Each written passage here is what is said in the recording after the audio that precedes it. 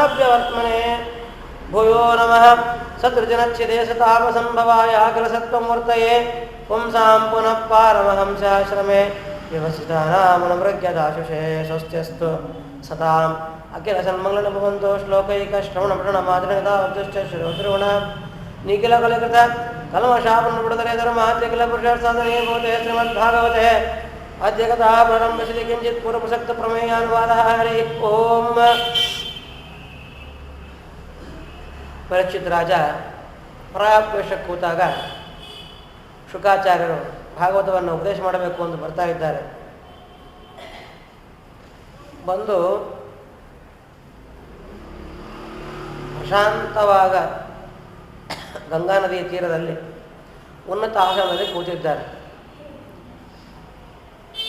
ಅವರು ಕೂತು ಹೇಳಲಿಕ್ಕೆ ಬಂದಿದ್ದು ನಿಜ, ಆದರೆ ಪರೀಕ್ಷಿತರಾದ ಪ್ರಶ್ನೆ ಮಾಡ್ತಾ ಹೇಳಬಾರದು. ನಾ ಪೃಷ್ಟ ಕಸಿದ ಬ್ರೂಯಾತಂತ ರೀತಿಯಾಗಿ ಶಾಸ್ತ್ರ, ಹಾಗಾಗಿ ಅವನು ಪ್ರಶ್ನೆ ಮಾಡಲಿ ಅಂತ ಈ ರೀತಿಯಾಗಿ ಕಾಯ್ತಾ ಇದ್ದರು. ಆ ಸಂದರ್ಭದಲ್ಲಿ ಪರೀಕ್ಷಿತ್ ರಾಜ ಪ್ರಶ್ನೆ ಮಾಡಿದ್ದಾನೆ. ಮುಮೂರ್ಷು ಅಂದರೆ ಮರಣಕ್ಕೆ ಹತ್ತಿರ ಇರುವಂತಹ ವ್ಯಕ್ತಿ ಯಾವ ಕೆಲಸಗಳನ್ನು ಮಾಡಬೇಕು, ಏನು ಮಾಡೋದರಿಂದ ಅವನಿಗೆ ಪರಲೋಕದಲ್ಲಿ ಶ್ರೇಯಸ್ಸಾಗ್ತದೆ. ಯಾಕೆ ಇಹಲೋಕದಲ್ಲಿ ದೇಹ ಬಿಡೋದಂತೂ ನಿಶ್ಚಿತವಾಗಿರ್ತದೆ. ಪರಲೋಕದ ಶ್ರೇಯಸ್ಸಿಗೋಸ್ಕರ ಏನು ಮಾಡಬೇಕು ಅಂತ ಈ ರೀತಿಯಾಗಿ ಪ್ರಶ್ನೆಯನ್ನು ಮಾಡಿದಾಗ ಶುಕಾಚಾರ್ಯರು ಉಪದೇಶವನ್ನು ಆರಂಭ ಮಾಡಿದ್ದಾರೆ. ಜಗದಾ ಪ್ರಸಕ್ತಿ ಹರಿ. ಶುಕಾಚಾರ್ಯ ಹೇಳಿದರು ಪರೀಕ್ಷಿತ್ ರಾಜನಿಗೆ, ನೀ ಕೇಳಿರುವಂಥ ಪ್ರಶ್ನೆ ಅತ್ಯುತ್ತಮವಾದದ್ದು. ಮುಮ್ಮರ್ಷು ಅಂತ ಈ ರೀತಿಯಾಗಿ ಹೇಳಿದೆಯಾ ಸಾಯುವಂಥ ವ್ಯಕ್ತಿ ಅಂತ. ನೀನೊಬ್ಬನೇ ಸಾಯುವಂಥ ವ್ಯಕ್ತಿ ಅಲ್ಲ, ನಿನಗೆ 7 ದಿನಕ್ಕೆ ಬರ್ತದೆ ಅಂತ ನಿಶ್ಚಿತವಾಗಿದೆ. ಇನ್ನೆಷ್ಟು ಜನಕ್ಕೆ ಯಾವಾಗ ಬರುತ್ತೆ ಅಂತ ನಿಶ್ಚಯವೇ ಇಲ್ಲ. ಸಾಯುವಂಥ ವ್ಯಕ್ತಿಗಳು ಪ್ರತಿಯೊಬ್ಬರು ಕೂಡ ಹುಟ್ಟಿದ ಮೇಲೆ ಸಾವು ಎಂಬುದು ನಿಶ್ಚಿತ, ಅದು ಯಾವಾಗ ಬೇಕಾ ಬರ್ಬೋದು. ಎಲ್ಲರಿಗೂ ಕೂಡ ಅವಶ್ಯ ಕರ್ತವ್ಯವಾದ ವಿಚಾರ ಒಂದಿದೆ, ಅದನ್ನು ನೀನು ಹೇಳ್ತೀನಿ ಕೇಳು. ಹೇಳಲಿಕ್ಕೆ ಕೇಳಲಿಕ್ಕೆ ಸಾವಿರಾರು ವಿಷಯ ಇದೆ, ಆದರೆ ಎಲ್ಲ ತಿಳ್ಕೊಳ್ಳಿಕ್ಕೆ ಸಾಧ್ಯ ಇಲ್ಲ. ಯಾಕೆಂದರೆ ಮನುಷ್ಯರಿಗೆ ಬಹಳ ಅಲ್ಪವಾದ ಆಯುಷ್ಯ ಇದೆ. 100 ವರ್ಷ ಆಯುಷ್ಯ ಅಂದರೆ ಅದರಲ್ಲಿ 50 ವರ್ಷ ನಿದ್ರೆಯ ಹ್ರಿಯತೆ ನಕ್ತಂ, ರಾತ್ರಿಯಲ್ಲಿ ಕಳೆದು ಬಿಡ್ತಾನೆ 50 ವರ್ಷವನ್ನು. ಇನ್ನು 50 ವರ್ಷದಲ್ಲಿ ಎಲ್ಲವರು ರಾತ್ರಿ ನಿದ್ದೆ ಮಾಡೋದಿಲ್ಲ. ಅವ್ರು ಹೇಗೆ ಅಂತಂದರೆ ಅವರು ಅವಾಗಿನ್ನ ಹೊಸ ಯವನಕ್ಕೆ ಕಾಲಿಟ್ಟಿರ್ತಾರೆ, ಮದುವೆ ಮಾಡ್ಕೊಂಡಿರ್ತಾರೆ, ಇನ್ನು ಸಂಸಾರದ ವಿಷಯಗಳು ಬೇಕಾಷ್ಟು ಅವ್ರಿಗೆ ಆಸಕ್ತಿ ಇರ್ತದೆ. ಹಾಗಾಗಿ ನಿದ್ದೆಯಲ್ಲಿ ಕಾಲ ಕಳೆಯೋದಿಲ್ಲ. ಆದರೆ ಭಗವದ್ ವಿಷಯಕ್ಕಂತೂ ಹೋಗೋದಿಲ್ಲ. ನಿದ್ರಾ ಇಲ್ಲದೆ ಬೇಕಾದ್ರೆ ಇರ್ತಾರೆ ರಾತ್ರಿ, ಭಗವದ್ ವಿಷಯಕ್ಕೆ ಹೋಗೋದಿಲ್ಲ. ಅದು ಇದು ಹಾಳು ಮುಳು ನೋಡ್ಕೊಂಡು ಕಾಲ ಕಳೀತಾ ಇರ್ತಾರೆ. ದಿವಾಚಾರ್ತೆ ಹೇಯಾರಾಜನ್ ಅಂತಿರುತ್ತೆ. ಹಗಲೆಲ್ಲವನ್ನು ಕೂಡ ಅರ್ಥಕ್ಕೋಸ್ಕರವಾಗಿ ವ್ಯಯ ಮಾಡಿಬಿಡ್ತಾರೆ, ಕುಟುಂಬ ಭರಣೇನವಾಗಿ. ಇನ್ನು ಮನೆ ಮಠಗಳನ್ನು ಸಾಕಬೇಕು ಎಂಬ ದೃಷ್ಟಿಯಿಂದ ಕಾಲ ಕಳೀತಾರೆ. ಈ ಕಾಲ ಕಳೆಯುವಂಥವರಿಗೆ ಕಲ್ಪಾಯುಷ್ಯ ಕೊಟ್ಟರೂ ಕೂಡ ಕಡಿಮೆನೇ ಇದೆ.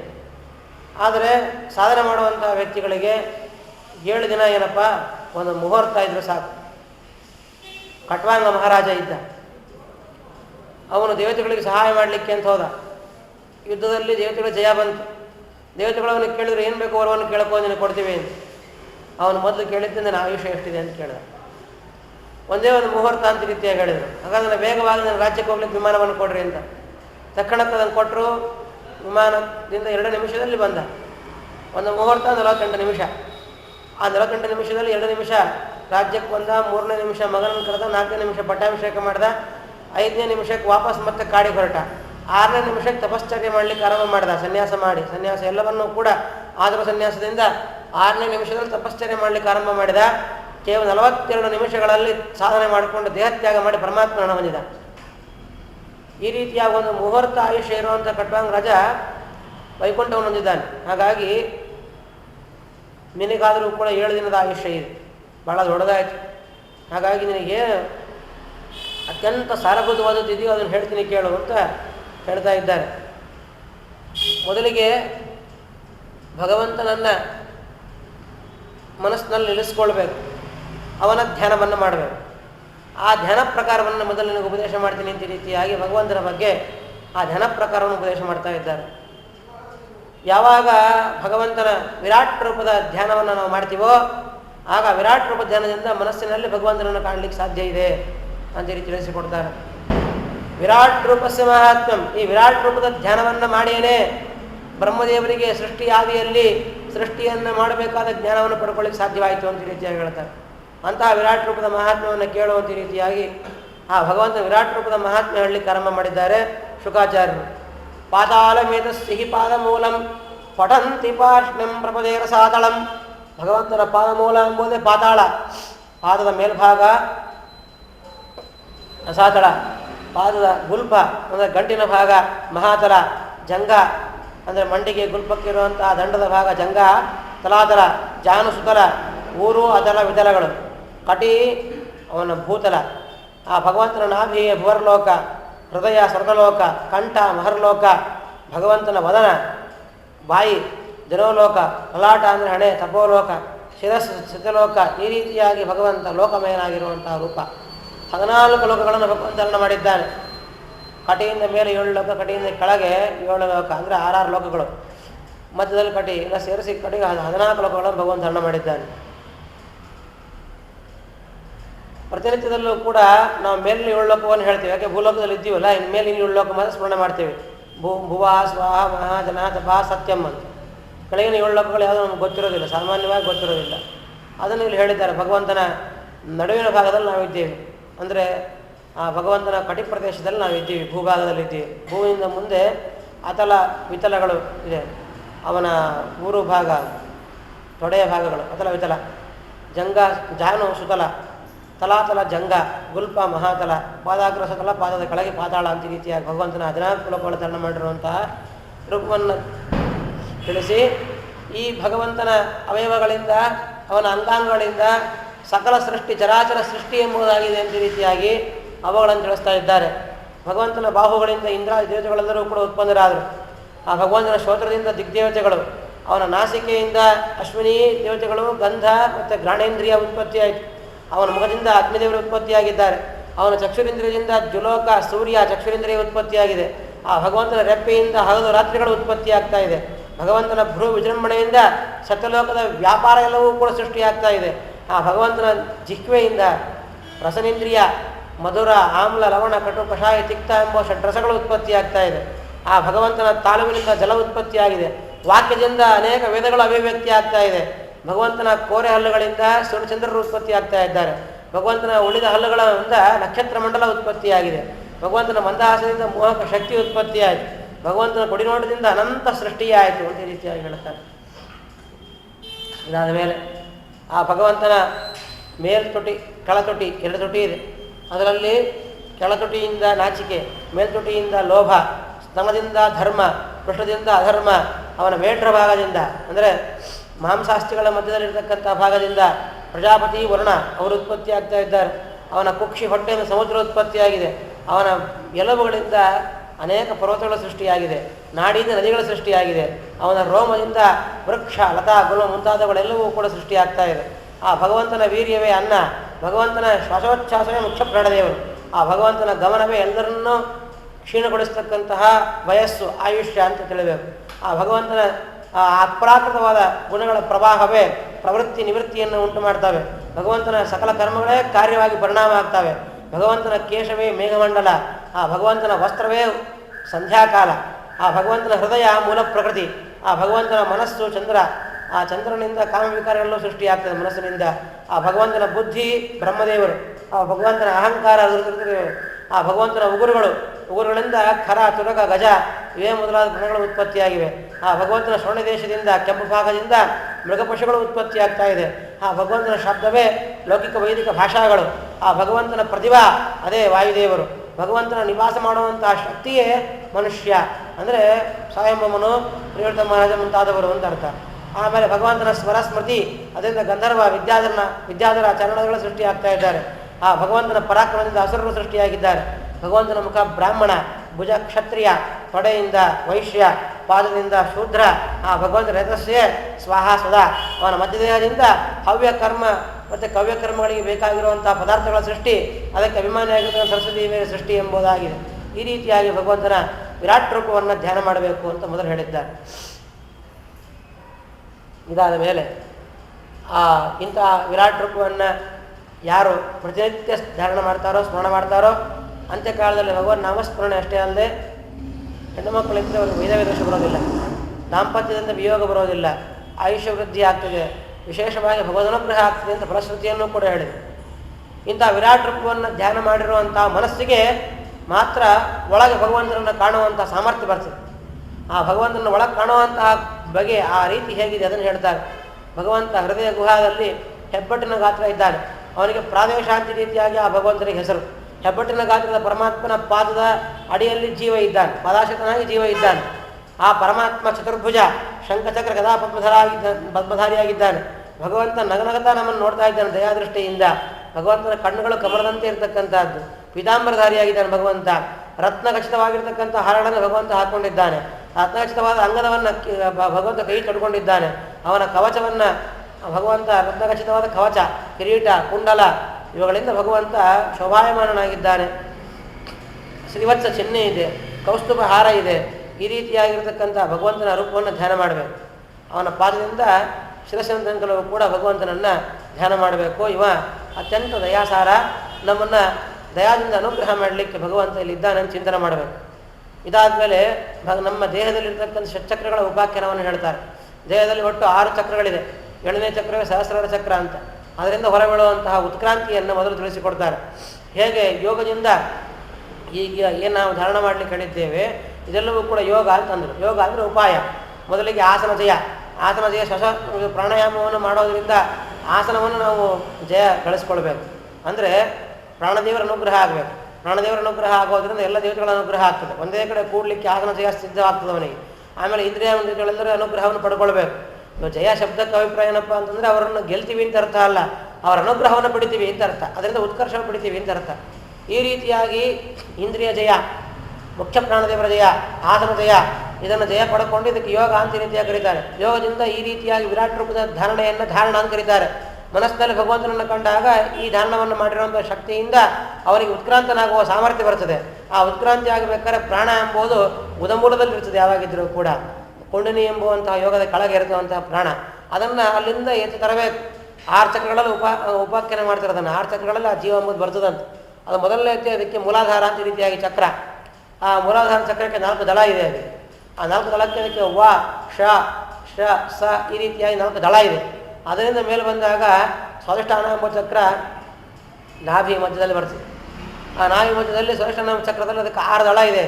ಬ ಭ ಮ ಯ ರ ಲ ಎಂಬುವಂಥ 6 ಚಕ್ರ, 6 ದಳ ಇದೆ ಅದಕ್ಕೆ. ಅಂತಹ ಚಕ್ರ ಇದೆ.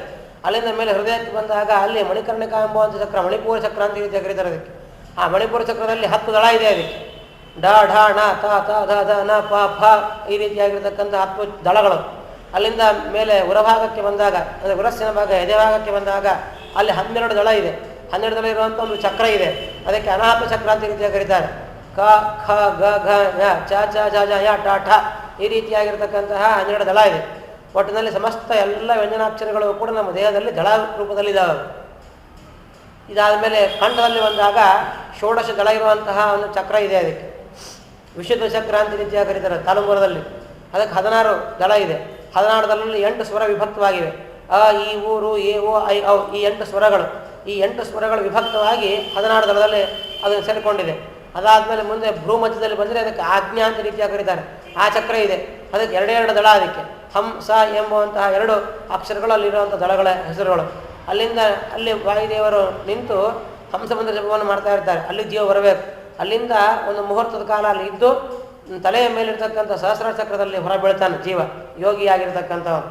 ಅದೇ ಬ್ರಹ್ಮರಂಧ್ರ ಅಂತ ರೀತಿಯಾಗಿ ಕರೀತಾರೆ. ಅದಕ್ಕೆ ಬ್ರಹ್ಮನಾಡಿ ಅಂತ ರೀತಿಯಾಗಿ ಕರೀತಾರೆ. ತಲೆಯಲ್ಲಿ ಒಟ್ಟು 3 ನಾಡಿಗಳಿದ್ದಾವೆ. ಇಡಾನಾಡಿ, ಪಿಂಗಳನಾಡಿ, ಬ್ರಹ್ಮನಾಡಿ ಅಂತ 3 ನಾಡಿ. ಇಡಾನಾಡಿಗೆ ಎಡಗಡೆ ಇರತಕ್ಕಂಥ ನಾಡಿ, ಅದಕ್ಕೆ ಭಾಗೀರಥಿ ಅಂತ ರೀತಿಯಾಗಿ ಹೆಸರು. ಪಿಂಗಳನಾಡಿಗೆ ಅದಕ್ಕೆ ಯಮುನಾ ಅಂತ ರೀತಿಯಾಗಿ ಬಲಗಡೆ ಇರ್ತದೆ. ಅದು ಮಧ್ಯದಲ್ಲಿ ಸುಷುಮ್ನ ನಾಡಿ, ಸರಸ್ವತಿ ಎಂಬ ನಾಡಿ ಇರ್ತದೆ. ಅದಕ್ಕೆ ಬ್ರಹ್ಮನಾಡಿ ಅಂತ ರೀತಿಯಾಗಿ ಹೆಸರು. ಆ ಬ್ರಹ್ಮನಾಡಿಯಿಂದ ಉತ್ಕ್ರಾಂತನಾಗಿರ್ತಕ್ಕಂಥ ವ್ಯಕ್ತಿ ಅವನು ಡೈರೆಕ್ಟಾಗಿ ಶಿವಶುಮಾರ ಲೋಕಕ್ಕೆ ಹೋಗ್ತಾನಂತವನು. ಇಡಾನಾಡಿ, ಪಿಂಗಳನಾಡಿಯಿಂದ ಉತ್ಕ್ರಾಂತರಾಗಿರ್ತಕ್ಕಂಥವ್ರದ್ದು ಅವರು ಸ್ವಲ್ಪ ವ್ಯತ್ಯಾಸ ಇದೆ ಅಂತ ರೀತಿಯಾಗಿ ತಿಳಿಸಿಕೊಡ್ತಾರೆ. ಇಡಾನಾಡಿಯಿಂದ ಪಿತೃಯಾನಕ್ಕೆ ಹೋಗ್ತಾನೆ, ಪಿಂಗಳನಾಡಿಯಿಂದ ದೇವಯಾನಕ್ಕೆ ಹೋಗ್ತಾನೆ. ಇಡಾನಾಡಿ ಅಂದರೆ ಪಿತೃಯಾನಕ್ಕೆ ಹೋಗುವಂಥ ನಾಡಿ. ಪಿತೃಯಾನಕ್ಕೆ ಧೂಮಯಾನ ಅಂತ ರೀತಿಯಾಗಿ ಹೆಸರು. ಧೂಮಯಾನ ಅಂದರೆ ಜೀವ ಕಳ್ಕೊಂಡ ಮೇಲೆ ದೇಹವನ್ನು ಅದನ್ನು ಅಗ್ನಿಯಲ್ಲಿ ಹಾಕಿ ಸುಡ್ತಾರೆ. ಸುಟ್ಟಾಗ ಅಲ್ಲಿ ಹೊಗೆಗಳು ಬರ್ತದೆ. ಆ ಹೊಗೆನೇ ಯಾನ ಮೇಲೆ ಹೋಗಲಿಕ್ಕೆ ಅಂತ. ಇಡಾನಾಡಿಯಿಂದ ಹೋಗಿರ್ತಕ್ಕಂಥವ್ರಿಗೆ ಹೊಗೆ ಯಾನ. ಆ ಧೂಮಯಾನದಿಂದ ಹೋಗ್ತಾರೆ ಅವರು. ಧೂಮಯಾನದಿಂದ ಹೋಗ್ಬಿಟ್ಟು ಮೊದಲಿಗೆ ಅವರು ಅತಿವಾಹಿಕ ವಾಯುಲೋಕಕ್ಕೆ ಹೋಗ್ತಾರೆ. 5 ಲೋಕದಿಂದ ತಡಿ ಲೋಕಕ್ಕೆ ಹೋಗ್ತಾರೆ, ವಿದ್ಯುತ್ ಲೋಕಕ್ಕೆ ಹೋಗ್ತಾರೆ, ವರ್ಣಲೋಕಕ್ಕೆ ಹೋಗ್ತಾರೆ, ವರ್ಣಲೋಕ, ಆಮೇಲೆ ಶುಕ್ಲ ಪಕ್ಷ, ಆಮೇಲೆ ಕೃಷ್ಣ ಪಕ್ಷ, ಆಮೇಲೆ ಅಹರಲೋಕ, ಆಮೇಲೆ ಚಂದ್ರಲೋಕ, ಈ ರೀತಿಯಾಗಿ ಈ ಲೋಕಕ್ಕೆ ಹೋಗಿ ಆಮೇಲೆ ದಕ್ಷಿಣಾಯಣ ಲೋಕ, ಉತ್ತರಾಯಣ ಲೋಕ, ಸಂವತ್ಸರ ಲೋಕ ಅಂತ. ಅಲ್ಲಿಂದ ಸಂವತ್ಸರ ಲೋಕದಿಂದ ಮುಂದೆ ಅವರು ಧ್ರುವಲೋಕಕ್ಕೆ ಬರ್ತಾರೆ. ಆ ಧ್ರುವಲೋಕಕ್ಕೆ ಬಂದು ಅಲ್ಲಿಂದ ಮುಂದೆ ಜನಲೋಕಕ್ಕೆ ಬರ್ತಾರೆ. ಅಂದರೆ ಅವರಿಗೆ ಸ್ವರ್ಗಲೋಕಾದಿಗಳೆಲ್ಲವೂ ಕೂಡ ಅವರಿಗೆ ಭಾಳ ಕಡಿಮೆ. ಸ್ವರ್ಗಲೋಕಕ್ಕೆ ಹೋಗಬೇಕಾದ್ರೆ ಇಡಾನಾಡಿಯಿಂದ ಹೋಗಬೇಕು ಅಂತಿಲ್ಲ, ಸುಮ್ಮನೆ ಹಂಗೆ ದೇಹ ಹೋದ್ರೂ ಕೂಡ ಕರ್ಮಗಳಿಂದ ಸ್ವರ್ಗಲೋಕಕ್ಕೆ ಹೋಗುವಂಥ ಭಾಗ್ಯ ಸಿಗ್ತದೆ. ಈ ಕರ್ಮಣಃ ತ್ರೇನ್ ಲೋಕ ಅನ್ನೋದು ಉಪನಿಷತ್ತು ಹೇಳ್ತದೆ. 3 ಲೋಕಗಳನ್ನು ಕರ್ಮದಿಂದ ಹೋಗ್ಬೋದು, ಭೂರ್ಲೋಕ, ಭುವರ್ಲೋಕ, ಸ್ವರ್ಗಲೋಕಗಳನ್ನು. ಆದರೆ ಮುಂದಿನ ಲೋಕಕ್ಕೆ ಹೋಗ್ಬೇಕಾದ್ರೆ ಮಾತ್ರ ಉತ್ಕ್ರಾಂತಿಯ ಇಡಾನಾಡಿಯಿಂದ, ಪಿಂಡನಾಡಿಯಿಂದ, ಬ್ರಹ್ಮನಾಡಿಯಿಂದ ಆಗಿದ್ರೆ ಮಾತ್ರ ಸಾಧ್ಯ. ಇಡಾನಾಡಿಯಿಂದ ಹೋದವರು ಶಿವಶುಮಾರ ಲೋಕಕ್ಕೆ ಹೋಗಿ ಅಲ್ಲಿಂದ ಆ ಭಗವಂತನಿಂದ ಆಜ್ಞಾಪ್ತರ ಜನಲೋಕಕ್ಕೆ ಹೋಗ್ತಾರೆ. ಆ ಜನಲೋಕ ಮಹರ್ಲೋಕಗಳಿಗೆ ಹೋಗಿ ಅಲ್ಲಿ ತಮ್ಮ ಪರಿಪಕ್ವತೆಯನ್ನು ಪಡ್ಕೊಳ್ತಾರೆ. ಶಿವಶುಮಾರ ಭಗವಂತನಿಂದ ಆಜ್ಞಾಪ್ತರಾಗಿ ಅಲ್ಲಿಂದ ಮುಂದೆ ವಾಯುದೇವರನ್ನು ಆಶ್ರಯಣ ಮಾಡಿಕೊಂಡು ಮುಂದಿನ ಲೋಕಗಳಿಗೆ ಹೋಗ್ತಾರೆ. ಆಗ ಖಂ ಬ್ರಹ್ಮ ಅಂತ ರೀತಿಯ ಶುದ್ಧ ಪ್ರತಿಪಾದ್ಯರಾಗಿರ್ತಕ್ಕಂಥ ವಾಯುದೇವರು ಅವರನ್ನು ಸಯೇನಾನ್ ಬ್ರಹ್ಮಗಮಯತಿ, ಕಾರ್ಯಬ್ರಹ್ಮ ಅಕಾರ್ಯಬ್ರಹ್ಮ ಅಂತ 2 ಬ್ರಹ್ಮ ಇದ್ದಾರೆ. ಕಾರ್ಯಬ್ರಹ್ಮ ಚತುರ್ಮುಖ ಬ್ರಹ್ಮದೇವರು, ಅಕಾರ್ಯಬ್ರಹ್ಮನ ಪರಮಾತ್ಮ, ಅವರ ಕರ್ಕೊಂಡು ಹೋಗ್ತಾರಂತೆ. ಪ್ರತೀಕಾಲಂಬನರು ಅಂದರೆ ಪ್ರತೀಕವನ್ನು ಇಟ್ಕೊಂಡು ಉಪಾಸನೆ ಮಾಡ್ತಕ್ಕಂಥವರಿಗೆ ಬ್ರಹ್ಮದೇವರೇ ಮುಖ್ಯ ಪ್ರತೀಕ. ಅಲ್ಲಿ ಕರ್ಕೊಂಡು ಹೋಗಿ ಅಲ್ಲಿ ಅವರು ಪರಿಪಕ್ವತಾ ಬಂದ ಮೇಲೆ ಅವರನ್ನು ಮೋಕ್ಷ ಕರ್ಕೊಂಡು ಹೋಗ್ತಾರೆ. ಅಕಾರ್ಯ ಬ್ರಹ್ಮ ಅಂದರೆ ಸಾಕ್ಷಾತ್ ನಾರಾಯಣ, ವೈಕುಂಠ ಲೋಕ. ಅವ್ರು ಅಪ್ರತೀಕಾಲಂಬನರು ಅಂತ ಅವರಲ್ಲಿಗೆ ಡೈರೆಕ್ಟಾಗಿ ಹೋಗ್ತಾರೆ, ಮುಕ್ತ ಸ್ಥಾನಕ್ಕೆ ಹೋಗ್ತಾರೆ. ಅವರು ಮುಕ್ತ ಸ್ಥಾನಕ್ಕೆ ಹೋಗಿಲ್ಲ, ಅಲ್ಲೇ ಇದ್ದು ಸಾಧನೆ ಮಾಡಿಕೊಂಡು ಬ್ರಹ್ಮದೇವರ ಪ್ರಳಯ ಕಾಲದಲ್ಲಿ ವಿರಜ ಲಿಂಗಭಂಗ ಆಗಿಸ್ತದೆ, ಅವ್ರಿಗೂ ಲಿಂಗಭಂಗ ಆಗ್ತದೆ, ಅಲ್ಲಿಂದ ಮೋಕ್ಷಕ್ಕೆ ಹೋಗ್ತಾರೆ ಅಂತ ಈ ರೀತಿಯಾಗಿ ವಾಸುದೇವನ ಪ್ರಾಪ್ತಿ ಈ ರೀತಿ ಆಗ್ತದೆ ಅಂತ ಹೇಳಿದ್ದಾರೆ. ಯೋಗಧಾರಣಯೋತ್ಕ್ರಾಂತಿ ಮತಿರುಕ್ತ ಮನುಷ್ಯಣಿ ವಾಸುದೇವ ಪ್ರಾಪ್ತಿರುಕ್ತ ಅಂತ ಪರಮಾತ್ಮನ ಪ್ರಾಪ್ತಿ ಎಂಬುದನ್ನು ಹೇಳಿದ್ದಾರೆ. ಇದಕ್ಕೆ ಬೇಕಾಗಿರುವಂಥ ಮುಖ್ಯವಾಗಿ ವಿರಕ್ತಿ ಅಂತ. ಈ ರೀತಿಯಾಗಿ ಉತ್ಕ್ರಮಣ ಹೊಂದಬೇಕಾದ್ರೆ ಬೇಕಾಗಿರೋದು ಮುಖ್ಯ ವಿರಕ್ತಿ. ಆ ವಿರಕ್ತಿಯ ಕಥೆಯನ್ನು ಹೇಳ್ತಾರೆ. ವಿರಕ್ತಿಯನ್ನು ಪಡಿಬೇಕಾದ್ರೆ ಜ್ಞಾನ ಎಂಬುದು ಬಹಳ ಮುಖ್ಯ ಅಂತ ರೀತಿಯಾಗಿ ಜ್ಞಾನದ ಬಗ್ಗೆ ಹೇಳ್ತಾ ಬರ್ತಾರೆ. ಭಗವಂತನನ್ನು ಉಪಾಸನೆ ಮಾಡುವ ಕಾಲಕ್ಕೆ ಹೇಗೆ ಉಪಾಸನೆ ಮಾಡಬೇಕು, ಆ ವಿರಕ್ತಿ ಅಂದರೆ ಏನು? ವಿರಕ್ತಿ ಅಂತಂದರೆ ವಿಶೇಷವಾದ ಆಸಕ್ತಿ ಅಂತ ಇನ್ನೊಂದು ಭಗವಂತನ ಬಿಟ್ಟು ಬೈಕ್ಯ ವಸ್ತುಗಳಲ್ಲಿ ತ್ಯಾಗ ಮನೋಭಾವ ಎಂಬುವಂಥದ್ದು 2ನೇದು. ಈಗ ನಾವು ಪ್ರತಿಯೊಂದು ವಸ್ತುಗಳಲ್ಲೂ ಕೂಡ ಅಭಿಮಾನವನ್ನು ಬಿಡೋದನ್ನೇ ವಿರಕ್ತಿ ಅಂತ ಕರೀತಾರೆ. ಮತ್ತು ಅದರಲ್ಲೆಲ್ಲ ಕಡೆಯಲ್ಲೂ ಕೂಡ ಭಗವಂತನನ್ನು ಕಾಣೋದಕ್ಕೆ ವಿರಕ್ತಿ ಅಂತ ರೀತಿಯಾಗಿ ಕರೀತಾರೆ. ಹೀಗೆ ಭಾಗವತ ವ್ಯಾಖ್ಯಾನ ಮಾಡ್ತಾ ಹೋಗ್ತಾ ಇದೆ. ಅದರಲ್ಲಿ ಭಗವಂತನನ್ನು ಕಾಣುವಂಥದ್ದು ಏನಪ್ಪ ಅಂದರೆ ಭೂಮಿಯಲ್ಲಿ ಜಲದಲ್ಲಿ ಆ ಭಗವಂತನ ಅನ್ನಮಯ ರೂಪ ಇದೆ, ಪ್ರಾಣಮಯ ರೂಪ ಇದೆ ಅಂತ ರೀತಿಯಾಗಿ ಕಾಣಬೇಕು. ನಾವು ಅನ್ನಮಯ ಪ್ರಾಣಮಯ ರೂಪಗಳನ್ನು ಕಾಣಬೇಕು. ಅಗ್ನಿ ವಾಯು ಗಗನದಲ್ಲಿ ಭಗವಂತನ ಮನೋಮಯ ರೂಪ ಇದೆ, ಮನಸ್ಸಿನಲ್ಲಿ ಭಗವಂತನ ವಿಜ್ಞಾನಮಯ ರೂಪ ಇದೆ, ವಿಜ್ಞಾನದಲ್ಲಿ ಭಗವಂತನ ಆನಂದಮಯ ರೂಪ ಇದೆ, ಔಷಧಿಗಳಲ್ಲಿ ಭಗವಂತನ ವಿಶಿಷ್ಟವಾದ ಆನಂದ ರೂಪ ಭಗವಂತ ಇಟ್ಟಿದ್ದಾನಲ್ಲಿ. ಈ ರೀತಿಯಾಗಿ ಭಗವಂತ ಆನಂದಮಯನಾಗಿ ಇದ್ದು ಅವನೇ ವಿಜ್ಞಾನದಿಂದ ಮುಂದೆ ಬುದ್ಧಿತತ್ವದಲ್ಲಿ ಹೋಗ್ತಾನೆ. ಬುದ್ಧಿತತ್ವದಲ್ಲಿ ಅಲ್ಲಿ ಬ್ರಹ್ಮದೇವರಿಂದ ಕರ್ಕೊಂಡು ಭಗವಂತ ದೇಹದಲ್ಲಿ ತಾನು ಸುಖ ದುಃಖಗಳನ್ನು ಜೀವರಾಶಿಗೆ ಕೊಡ್ತಾ ಕ್ಷೇತ್ರಜ್ಞ ನಾಮಕನಾಗಿ ಭಗವಂತ ಇರ್ತಾನೆ ಅಂತ ತಿಳಿಬೇಕು. ಅದು ಪವನಾಂತರಾತ್ಮ ಅಂದರೆ ವಿರಿಂಚಿ ಅಂತರಾತ್ಮ, ಬ್ರಹ್ಮದೇವರ ಅಂತರ್ಯಾಮಿಯಾಗಿದ್ದು ಭಗವಂತ ಎಲ್ಲ ವ್ಯಾಪಾರವನ್ನು ಮಾಡಿಸ್ತಾ ಇರ್ತಾನೆ ಅಂತ ತಿಳಿಬೇಕು. ಆ ಭಗವಂತ ಸತ್ವನಿಯಾಮಕನಾಗಿ ಭಗವಂತ ಇರ್ತಾನೆ. ಸತ್ವನಿಯಾಮಕ ರೂಪ ಅಂತಂದರೆ ಭಗವಂತನ ಜ್ಞಾನೇಂದ್ರಿಯದಲ್ಲಿರ್ತಕ್ಕಂಥ ರೂಪಗಳು. ಜ್ಞಾನೇಂದ್ರಿಯಗಳು ಅಂದರೆ ಘ್ರಾಣ, ರಸನ, ಚಕ್ಷುಷ್, ತ್ವಕ್, ಶ್ರೋತ್ರ ಎಂಬುವಂತಹ ಈ 5 ಇಂದ್ರಿಯಗಳು. ಭಗವಂತ ಘ್ರಾಣಮಯ. ಘ್ರಾಣಮಯ ಅಂದರೆ ಸುಗಂಧ ಎಲ್ಲವೂ ಕೂಡ ಬಂದಾಗ ಅದನ್ನು ಗ್ರಹಿಸ್ತಕ್ಕಂಥ ಯಾವ ಇಂದ್ರಿಯ ಇದೆಯೋ ಅದು ಘ್ರಾಣೇಂದ್ರಿಯ ಅಂತ ಕರೀತಾರೆ. ಅಂತಹ ಘ್ರಾಣದಲ್ಲಿ ಭಗವಂತ ಇದ್ದು ಅಲ್ಲಿರ್ತಕ್ಕಂಥ ಬ್ರಹ್ಮದೇವರಿಗೆ ನಿಯಾಮಕನಾಗಿ ಎಲ್ಲ ಸುಗಂಧವನ್ನು ಕೂಡ ಘ್ರಾಣಿಸಿ ಅದರಿಂದ ಭಗವಂತ ತಾನು ಸುಗಂಧಮಯನಾಗಿ ಭಗವಂತ ತೋರ್ತಾನೆ ಜಗತ್ತಿಗೆ. ಹೀಗೆ ಜ್ಞಾನೇಂದ್ರಿಯ ಘ್ರಾಣಕ್ಕಿಂತಲೂ ಕೂಡ ಚಕ್ಷುರೇಂದ್ರಿಯ, ರಸನೇಂದ್ರಿಯ. ಘ್ರಾಣೇಂದ್ರಿಯಕ್ಕಿಂತ ದೊಡ್ಡದು ರಸನೇಂದ್ರಿಯ. ರಸದಲ್ಲಿ ಅಲ್ಲಿ ಅಂದರೆ ಗಂಧದಕ್ಕಿಂತಲೂ ಕೂಡ ರಸ ಎಂಬುವಂತಹದ್ದು ಹೆಚ್ಚಿನ ಸುಖಕ್ಕೆ ಕಾರಣ ಆಗ್ತದೆ. ಅಲ್ಲಿ ಭಗವಂತ ಬ್ರಹ್ಮದೇವರಲ್ಲಿ ಒಂದು ರೂಪದಿಂದ ಇದ್ದು ರಸ ಸ್ವೀಕಾರ ಮಾಡ್ತಾನೆ. ಆಮೇಲೆ ಇದಕ್ಕಿಂತ ಈ 2ಕ್ಕಿಂತಲೂ ಕೂಡ ಪ್ರಬಲವಾದದ್ದು ಯಾವುದಪ್ಪ ಅಂದರೆ ಚಕ್ಷುರೇಂದ್ರಿಯ. ಆ ಚಕ್ಷುರೇಂದ್ರಿಯದಿಂದ ಭಗವಂತ ಅಲ್ಲಿ ಇದ್ದು ರೂಪದರ್ಶನವನ್ನು ಮಾಡಿಸ್ತಾ ಬ್ರಹ್ಮದೇವರಲ್ಲಿ ನಿಯಾಮಕನಾಗಿದ್ದು ಭಗವಂತ ಅಲ್ಲಿ ನಮಗೆ ಆನಂದವನ್ನು ಕೊಡ್ತಾನೆ. ಇದಕ್ಕಿಂತ ದೊಡ್ಡದಾಗುವ ಶ್ರೋತ್ರೇಂದ್ರಿಯ. ಘಾಣರಸನ ಚಕ್ಷುಶ್ರೋತ್ರ. ಶ್ರೋತ್ರೇಂದ್ರಿಯ ಶಬ್ದ ಶ್ರವಣ, ಇದರಲ್ಲಿ ಭಗವಂತ ವಿಶೇಷವಾಗಿ ಇದ್ದು ಆನಂದವನ್ನು ಕೊಡ್ತಾನೆ ಬ್ರಹ್ಮದೇವರ ನಿಯಾಮಕನಾಗಿ. ಇದಾದ್ಮೇಲೆ ಸರ್ವೇಂದ್ರಿಯದಲ್ಲಿ ವ್ಯಾಪ್ತವಾಗಿರತಕ್ಕಂಥ ಒಂದು ಇಂದ್ರಿಯ ತ್ವಗೀಂದ್ರಿಯ ಅಂತ, ಸ್ಪರ್ಶವನ್ನು ಉಂಟು ಮಾಡುವಂಥ ಇಂದ್ರಿಯ. ಅಲ್ಲಿ ಭಗವಂತ ಇದ್ದು ವಿಶೇಷವಾಗಿ ಬ್ರಹ್ಮದೇವರಿಗೆ ನಿಯಾಮಕನಾಗ್ತಾ ನಮ್ಮ ಇಂದ್ರಿಯಗಳಿಗೆ ಅಸ್ಪರ್ಶಗಳೆಲ್ಲವನ್ನು ಕೂಡ ನಮಗೆ ಆಗುವಂತೆ ಮಾಡ್ತಾನೆ ಭಗವಂತ. ಈ ರೀತಿಯಾಗಿ ಜ್ಞಾನೇಂದ್ರಿಯಕ್ಕೆ ನಿಯಾಮಕನಾಗಿ ಭಗವಂತ ಸತ್ವ ಎಂಬ ರೂಪದಲ್ಲಿ ಭಗವಂತ ಇದ್ದಾನೆ. ಕರ್ಮೇಂದ್ರಿಯ ನಿಯಾಮಕನಾಗಿ ಭಗವಂತ ರಜರೂಪದಲ್ಲಿ ಇದ್ದಾನೆ. ಕರ್ಮೇಂದ್ರಿಯಗಳು ಅಂದರೆ ಶಿರಪಾಣಿ ಪಾದ ಪಾರ್ಶ್ವಪಾಯ ಉಪಸ್ಥ ಅಂತ. ಅಲ್ಲಿ ಭಗವಂತ ಆ ತತ್ವದೈಮಾನಿಗಳಲ್ಲಿ ಭಗವಂತ ಬ್ರಹ್ಮದೇವರ ಅಂತರ್ಯಾಮಿಯಾಗಿ ಇದ್ದು ಆ ಕಾರ್ಯ ನಡೆಸ್ತಾನೆ. ಇದೆಲ್ಲವನ್ನು ಕೂಡ ಭಗವಂತನೇ ಸೃಷ್ಟಿಕಾಲ ಬಂದಾಗ ಜೀವನಿಗೆ ಪರಿಪಕ್ವದ ಯೋಗ್ಯತಾ ಯಾವಾಗ ಬರ್ತದೋ ಆಗ ಸೃಷ್ಟಿ ಮಾಡಲಿಕ್ಕೆ ಇದನ್ನು ಶರೀರ ಸಂಯೋಜಕ ಯೋಜನೆ ಮಾಡಿಸ್ತಾನೆ ಭಗವಂತ. ಯೋಜನೆ ಮಾಡಿಸೋ ಭಗವಂತನಿಗೆ ಪಂಚಭೂತಗಳಲ್ಲಿರ್ತಕ್ಕಂತಹ ರೂಪವೇ ಅದಕ್ಕೆ ಮುಖ್ಯವಾದದ್ದು. ಆ ಪಂಚಭೂತಗಳಲ್ಲಿರ್ತಕ್ಕಂಥ ರೂಪಗಳು ಯಾವುದು ಅಂತಂದರೆ ಅನ್ನಮಯ, ಪ್ರಣಮಯ, ಮನೋಮಯ, ವಿಜ್ಞಾನಮಯ, ಆನಂದಮಯ ಎಂಬ ರೂಪಗಳು. ಆ ಪಂಚಭೂತಗಳನ್ನು ಭಗವಂತ ವಿಕಾರ ಮಾಡ್ತಾ ಭಗವಂತ ಪಂಚ ತನ್ಮಾತ್ರಗಳನ್ನು ಸೇರಿಸ್ತಾನೆ. ಅದರಲ್ಲಿ ಪಂಚೀಕರಣ ಅಂತ ರೀತಿಯ ತನ್ಮಾತ್ರ ಶಬ್ದಸ್ಪರ್ಶ ರೂಪಗಳನ್ನು ಸೇರಿಸ್ತಾನೆ. ಸೇರಿಸಿದಾಗ ಆಕಾಶದಿಂದ ವಾಯುವನ್ನು, ವಾಯುವಿನಿಂದ ದೇಶದ ನೀರಿನಿಂದ ಪೃಥ್ವಿಯಿಂದ ಈ ದೇಹವನ್ನು ಭಗವಂತ ಸೃಷ್ಟಿ ಮಾಡ್ತಾನೆ. ಅದಕ್ಕೆ ಭಗವಂತನ ರೂಪ ತಮೋನಿಯಾಮಕವಾಗಿರತಕ್ಕಂಥ ಒಂದು ರೂಪ ಭಗವಂತನ ರೂಪ. ಆ ತಮಸ್ಸಿಗೆ ಭಗವಂತ ನಿಯಾಮಕನಾಗಿದ್ದಾನೆ. ಬ್ರಹ್ಮದೇವರಲ್ಲಿ ಮುಖ್ಯವಾಗಿದ್ದಾನೆ. ಈ ಮೂರರಲ್ಲೂ ಕೂಡ 3 ರುದ್ರರಿದ್ದಾರೆ. ತೇಜಸ್ಸನಿಗೆ ಸತ್ವನಿಯಾಮಕರಾದ ಗರುಡದೇವರು ಅದಕ್ಕೆ ಮುಖ್ಯ. ಅದರಲ್ಲಿ ಬ್ರಹ್ಮದೇವರಿದ್ದಾರೆ, ಅವರಲ್ಲಿ ಪರಮಾತ್ಮ ಇದ್ದಾನೆ. ಆ ರಜಗುಣಕ್ಕೆ ಶೇಷದೇವರು, ವೈಕಾರಿಕ ಎಂಬ ಶೇಷದೇವರು ಅದಕ್ಕೆ ಮುಖ್ಯ. ಅವರಲ್ಲಿ ಪರಮಾತ್ಮ ಬ್ರಹ್ಮದೇವರಲ್ಲಿ ಅವರಲ್ಲಿದ್ದಾನೆ. ಈ ತಮಸ್ಸಿಗೆ ರುದ್ರದೇವರು, ಮಹಾರುದ್ರದೇವರು ಅವರು ಮುಖ್ಯ. ಇದಕ್ಕೆ ಅವರಲ್ಲಿ ಭಗವಂತ ಬ್ರಹ್ಮದೇವರ ನಿಯಾಮಕನಾಗಿ ಭಗವಂತ ಇದ್ದಾನೆ. ಈ 3 ರೂಪಗಳು ಕೂಡ 3 ಸಹ ಪ್ರತಿಪಾದ್ಯ ರೂಪಗಳು ಅಂತ. ಮೊದಲನೇದ್ದು ರುದ್ರಾಂತರ್ಗತನಾದ ನರಸಿಂಹ ರೂಪ, ಉಪದ್ರವ ಸಹ ಪ್ರತಿಪಾದ್ಯ ರೂಪ. ಎರಡನೇದು ಸಂಕರ್ಷಣ ಅಂತರ್ಯಾಮಿಯಾಗಿ ಭಗವಂತ ಸಂಕರ್ಷಣನಾಗಿ ಶೇಷದೇವರ ಅಂತರ್ಯಾಮಿ ಅಂತಿರುವಂಥ ರೂಪ. ಅದಕ್ಕೆ ನಿಧನ ಎಂಬ ಸಾಮದಿಂದ ಪ್ರತಿಪಾದ್ಯವಾದ ಆ ಭಗವಂತನ ರೂಪ ಎಂಬುವಂಥದ್ದು. ಅದಾದಮೇಲೆ ಭಗವಂತನ ಗರುಡದೇವರ ತೇಜಸ್ ರೂಪ. ಆ ದೇಶ ಸತ್ವನಿಯಾಮಕನಾಗಿ ಭಗವಂತ ಅಲ್ಲಿರುವಂಥ ಉಪದ್ರವ ನರಸಿಂಹ ಎಂಬುವಂಥ ರೂಪ ಇದೆ ಅಲ್ಲಿ, ಭಗವಂತ ಅಲ್ಲಿದ್ದಾನೆ. ಈ ರೀತಿಯಾಗಿ ಸತ್ವನಿಯಾಮಕನಾಗಿ ಭಗವಂತ ನರಸಿಂಹ ಉಪದ್ರವ ಸಾಮದಿಂದ ಪ್ರತಿಪಾದನಾಗಿರ್ತಕ್ಕಂಥವನು ಅಂತ. ಈ ರೀತಿಯಾಗಿ ಗರುಡಶೇಷ ರುದ್ರ ಅಂತರ್ಯಾಮಿ ಭಗವಂತ ಇರತಕ್ಕಂಥ ರೂಪ. ಈ ನರಸಿಂಹ ರೂಪವೇನಿದೆಯಲ್ಲ, ಇದೇ ಸ್ವರೂಪ ಸುಖಕ್ಕೆ ಆವಿರ್ಭಾವವನ್ನು ಉಂಟು ಮಾಡುವಂತಹ ರೂಪ ಇದು. ಸ್ವರೂಪ ಸುಖದ ಆವಿರ್ಭಾವ ಈ ನರಸಿಂಹ ರೂಪದಿಂದಲೇ ವಿಶೇಷವಾಗಿ ಆಗ್ತದೆ ಅಂತ ಹೇಳಿದ್ದಾರೆ. ಇದಾದಮೇಲೆ ಭಗವಂತ ಇಂತಹ ಈ 3 ಏನು ಅಹಂಕಾರ ಇದೆಯೋ, ಈ ಅಹಂಕಾರಗಳನ್ನು ನಿಮಿತ್ತ ಮಾಡಿದ್ದಾನೆ ಭಗವಂತ ಈ ಜಗತ್ ಸೃಷ್ಟಿ ಮಾಡಲಿಕ್ಕೆ. ಆ ಅಹಂಕಾರಕ್ಕೆ ಮಹತ್ತತ್ವ ನಿಮಿತ್ತ ಮಾಡಿದ್ದಾನೆ. ಎಲ್ಲರಲ್ಲೂ ಕೂಡ ಮಹತ್ತತ್ವ ಎಂಬುದು ಆವೇಶವಾಗಿದೆ. ಆ ಮಹತ್ತತ್ವಕ್ಕೆ ಬೇಕಾಗಿರೋದು ಬ್ರಹ್ಮದೇವರ ಶರೀರ ಅಂತ ರೀತಿಯಾಗಿ ಅದನ್ನು ಸೃಷ್ಟಿ ಮಾಡಿದ್ದಾನೆ. ಆ ಮಹತ್ತತ್ವದಿಂದ ಅಹಂಕಾರ ತತ್ವವನ್ನು, ಅಹಂಕಾರ ತತ್ವದಲ್ಲಿ ಮನಸ್ಸು, ಇಂದ್ರಿಯ, ಪಂಚಭೂತಗಳು, ಜ್ಞಾನ, ಕ್ರಿಯಾ, ದ್ರವ್ಯ, ಶಕ್ತಿ ಇಷ್ಟಗಳನ್ನು ಭಗವಂತ ಅಲ್ಲಿ ಒಂದರಿಂದ ನಿರ್ಮಾಣ ಮಾಡಿದ. ವೈಕಾರಿಕದಿಂದ ತೇಜಸ್ಸಿನಿಂದ ಅಹಂಕಾರ, ಪ್ರಾಣ, ತ್ವಕು, ಚಕ್ಷುರೇಂದ್ರಿಯ, ಜಿಹ್ವಾ, ಘ್ರಾಣ, ವಾಕ್, ಪಾಣಿ, ಪಾದ, ಪಾಯು, ಉಪಸ್ಥವನ್ನು ಸೃಷ್ಟಿ ಮಾಡಿದ. ಆ ತಾಮಸದ ಅಹಂಕಾರದಿಂದ ಆಕಾಶ ಸೃಷ್ಟಿ ಮಾಡಿದ. ಆಕಾಶದಲ್ಲಿ ಭಗವಂತ ಶಬ್ದವನ್ನು ಸೃಷ್ಟಿ ಮಾಡ್ತಾ ಇದ್ದಾನೆ. ಆಮೇಲೆ ಆಕಾಶದಿಂದ ವಾಯುವನ್ನು ಸೃಷ್ಟಿ ಮಾಡಿದಲ್ಲ, ಆ ವಾಯುವಿನಲ್ಲಿ ಸ್ಪರ್ಶೇಂದ್ರಿಯ ಮತ್ತು ಪ್ರಾಣ, ಓಜಸ್ಸು, ಸಹನ, ಬಲ, ಶಬ್ದ ಇಷ್ಟನ್ನು ನಿರ್ಮಾಣ ಮಾಡಿದ್ದಾನೆ ಪರಮಾತ್ಮ ಪಂಚೀಕರಣ ಮಾಡುವ ಕಾಲಕ್ಕೆ. ಆಮೇಲೆ ಅದರಿಂದ ವಾಯು ಸೃಷ್ಟಿ ಮಾಡಿದ. ವಾಯುವಿನಲ್ಲಿ ತೇಜಸ್ಸಿನಲ್ಲಿ ಶಬ್ದ, ಸ್ಪರ್ಶ, ಪ್ರಾಣ, ಓಜಸ್ಸು, ಸಹನ, ಬಲ ಮತ್ತು ವಿಶೇಷವಾಗಿ ಒಂದು ಸೇರಿಸಿದ, ಅದೇ ರೂಪ ಅಂತ ಆಯಿತು. ಆ ತೇಜಸ್ಸಿನಿಂದ ಭಗವಂತ ಮತ್ತೆ ಆತ್ಮನ ಸೃಷ್ಟಿ ಮಾಡ್ತಾ ಇದ್ದಾನೆ. ಆ ಆತ್ಮನಲ್ಲಿ ಶಬ್ದ, ಸ್ಪರ್ಶ, ರೂಪರಸ, ಓಜಸ್ಸು, ಸಹನ, ಬಲ, ರೂಪ ಜೊತೆಗೆ ಒಂದು ರಸ ಸೇರಿಸ್ತಾನೆ ಭಗವಂತ ಹೊಸದಾಗಿ. ಆಮೇಲೆ ಆತ್ಮನಿಂದ ಪೃಥ್ವಿ ಸೃಷ್ಟಿ ಮಾಡ್ತಾನೆ. ಅಲ್ಲಿ ಶಬ್ದ, ಸ್ಪರ್ಶ, ಪ್ರಾಣ, ಓಜಸ್ಸು, ಸಹನ, ಬಲ, ರೂಪ, ರಸ, ಅದರ ಜೊತೆ ಗಂಧ ಎಂಬುದು ತಂದುಕೊಡ್ತದೆ. ಈ ರೀತಿಯಾಗಿ ಭಗವಂತ ಬ್ರಹ್ಮಾಂಡದ ಹೊರಗೆ ಸೃಷ್ಟಿಯನ್ನು ನಿರ್ಮಾಣ ಮಾಡ್ತಾನೆ ಅಂತ. ಇದು ಬ್ರಹ್ಮಾಂಡದ ಹೊರಗಿನ ಸೃಷ್ಟಿ. ಇದೆಲ್ಲವನ್ನು ವರ್ಣನ ಮಾಡ್ತಕ್ಕಂಥದ್ದು ಯಾವುದಪ್ಪ ಅಂದರೆ ಭಾಗವತ ಎಂಬುವಂಥ ಗ್ರಂಥ.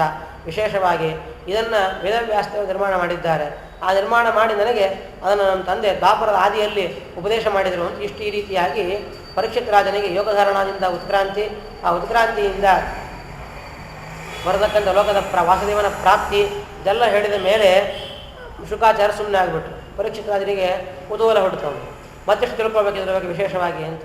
ಆ ಪರೀಕ್ಷಿತ ರಾಜ ಪ್ರಶ್ನೆ ಮಾಡ್ತಾ ಇದ್ದಾನೆ, ಸ್ವಾಮಿ ಇಷ್ಟೇ ಹೇಳಿದರೆ ನಂಗೆ ಸಾಲೋದಿಲ್ಲ, ಇನ್ನು ಮುಂದೆ ಭಗವಂತ ಸೃಷ್ಟಿಯನ್ನು ಹೇಗೆ ಮಾಡಿದ್ದಾನೆ, ಏನೋ ಒಂದು ವಿಚಾರ ಕ್ರಮಗಳ ವ್ಯಾಪಾರಗಳ ಲೀಲೆ ಅದೆಲ್ಲವನ್ನು ನನಗೆ ತಿಳಿಸಬೇಕು ಅಂತ ರೀತಿಯಾಗಿ ಅಂದಾಗ ಆಗ ಶುಕಾಚಾರ್ಯರು ಆ ಭಾಗವತವನ್ನು ಹೇಳಲಿಕ್ಕೆ ಆರಂಭ ಮಾಡಿದ್ದಾರೆ.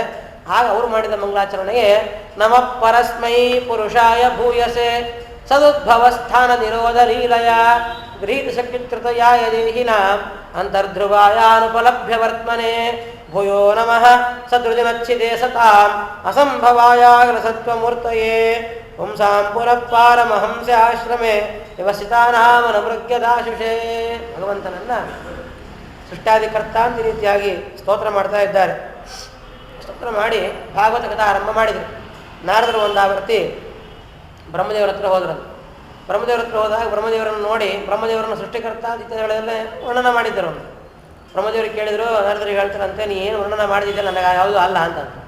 ಮೊದಲು ನೀ ಹೇಳಿದ್ದನ್ನು ನಾ ಕೇಳಿದ್ದಕ್ಕೆ ಮೊದಲು ಪ್ರಾಯಶ್ಚಿತ್ತ ಮಾಡ್ಕೊಳ್ಬೇಕು, ಪರಮಾತ್ಮ ನಾಮಸ್ಮರಣೆ ಮಾಡ್ತೀನಿ ಅಂತಂದ್ರು ಅವರು. ವಿಷ್ಣೋರ್ನ ವೀರೇಣ ನಾಮ ಕಥಮೋರ್ಹತೀಹ ಯಪ್ಪಾರ್ಥಿವಾನಭಿ ಗರ್ಭಮೇರಜಾಮಿ ಶಿರಸ್ಕಂಬಯ ಸ್ವರವಸಾ ಸುರದಾಂತೃಪೃಷ್ಟಂ ಯನ್ಮಾಂ ನಿಶಮ್ಯ ಸದನಾ ದುರ್ಗಂಬಮಾನಂ.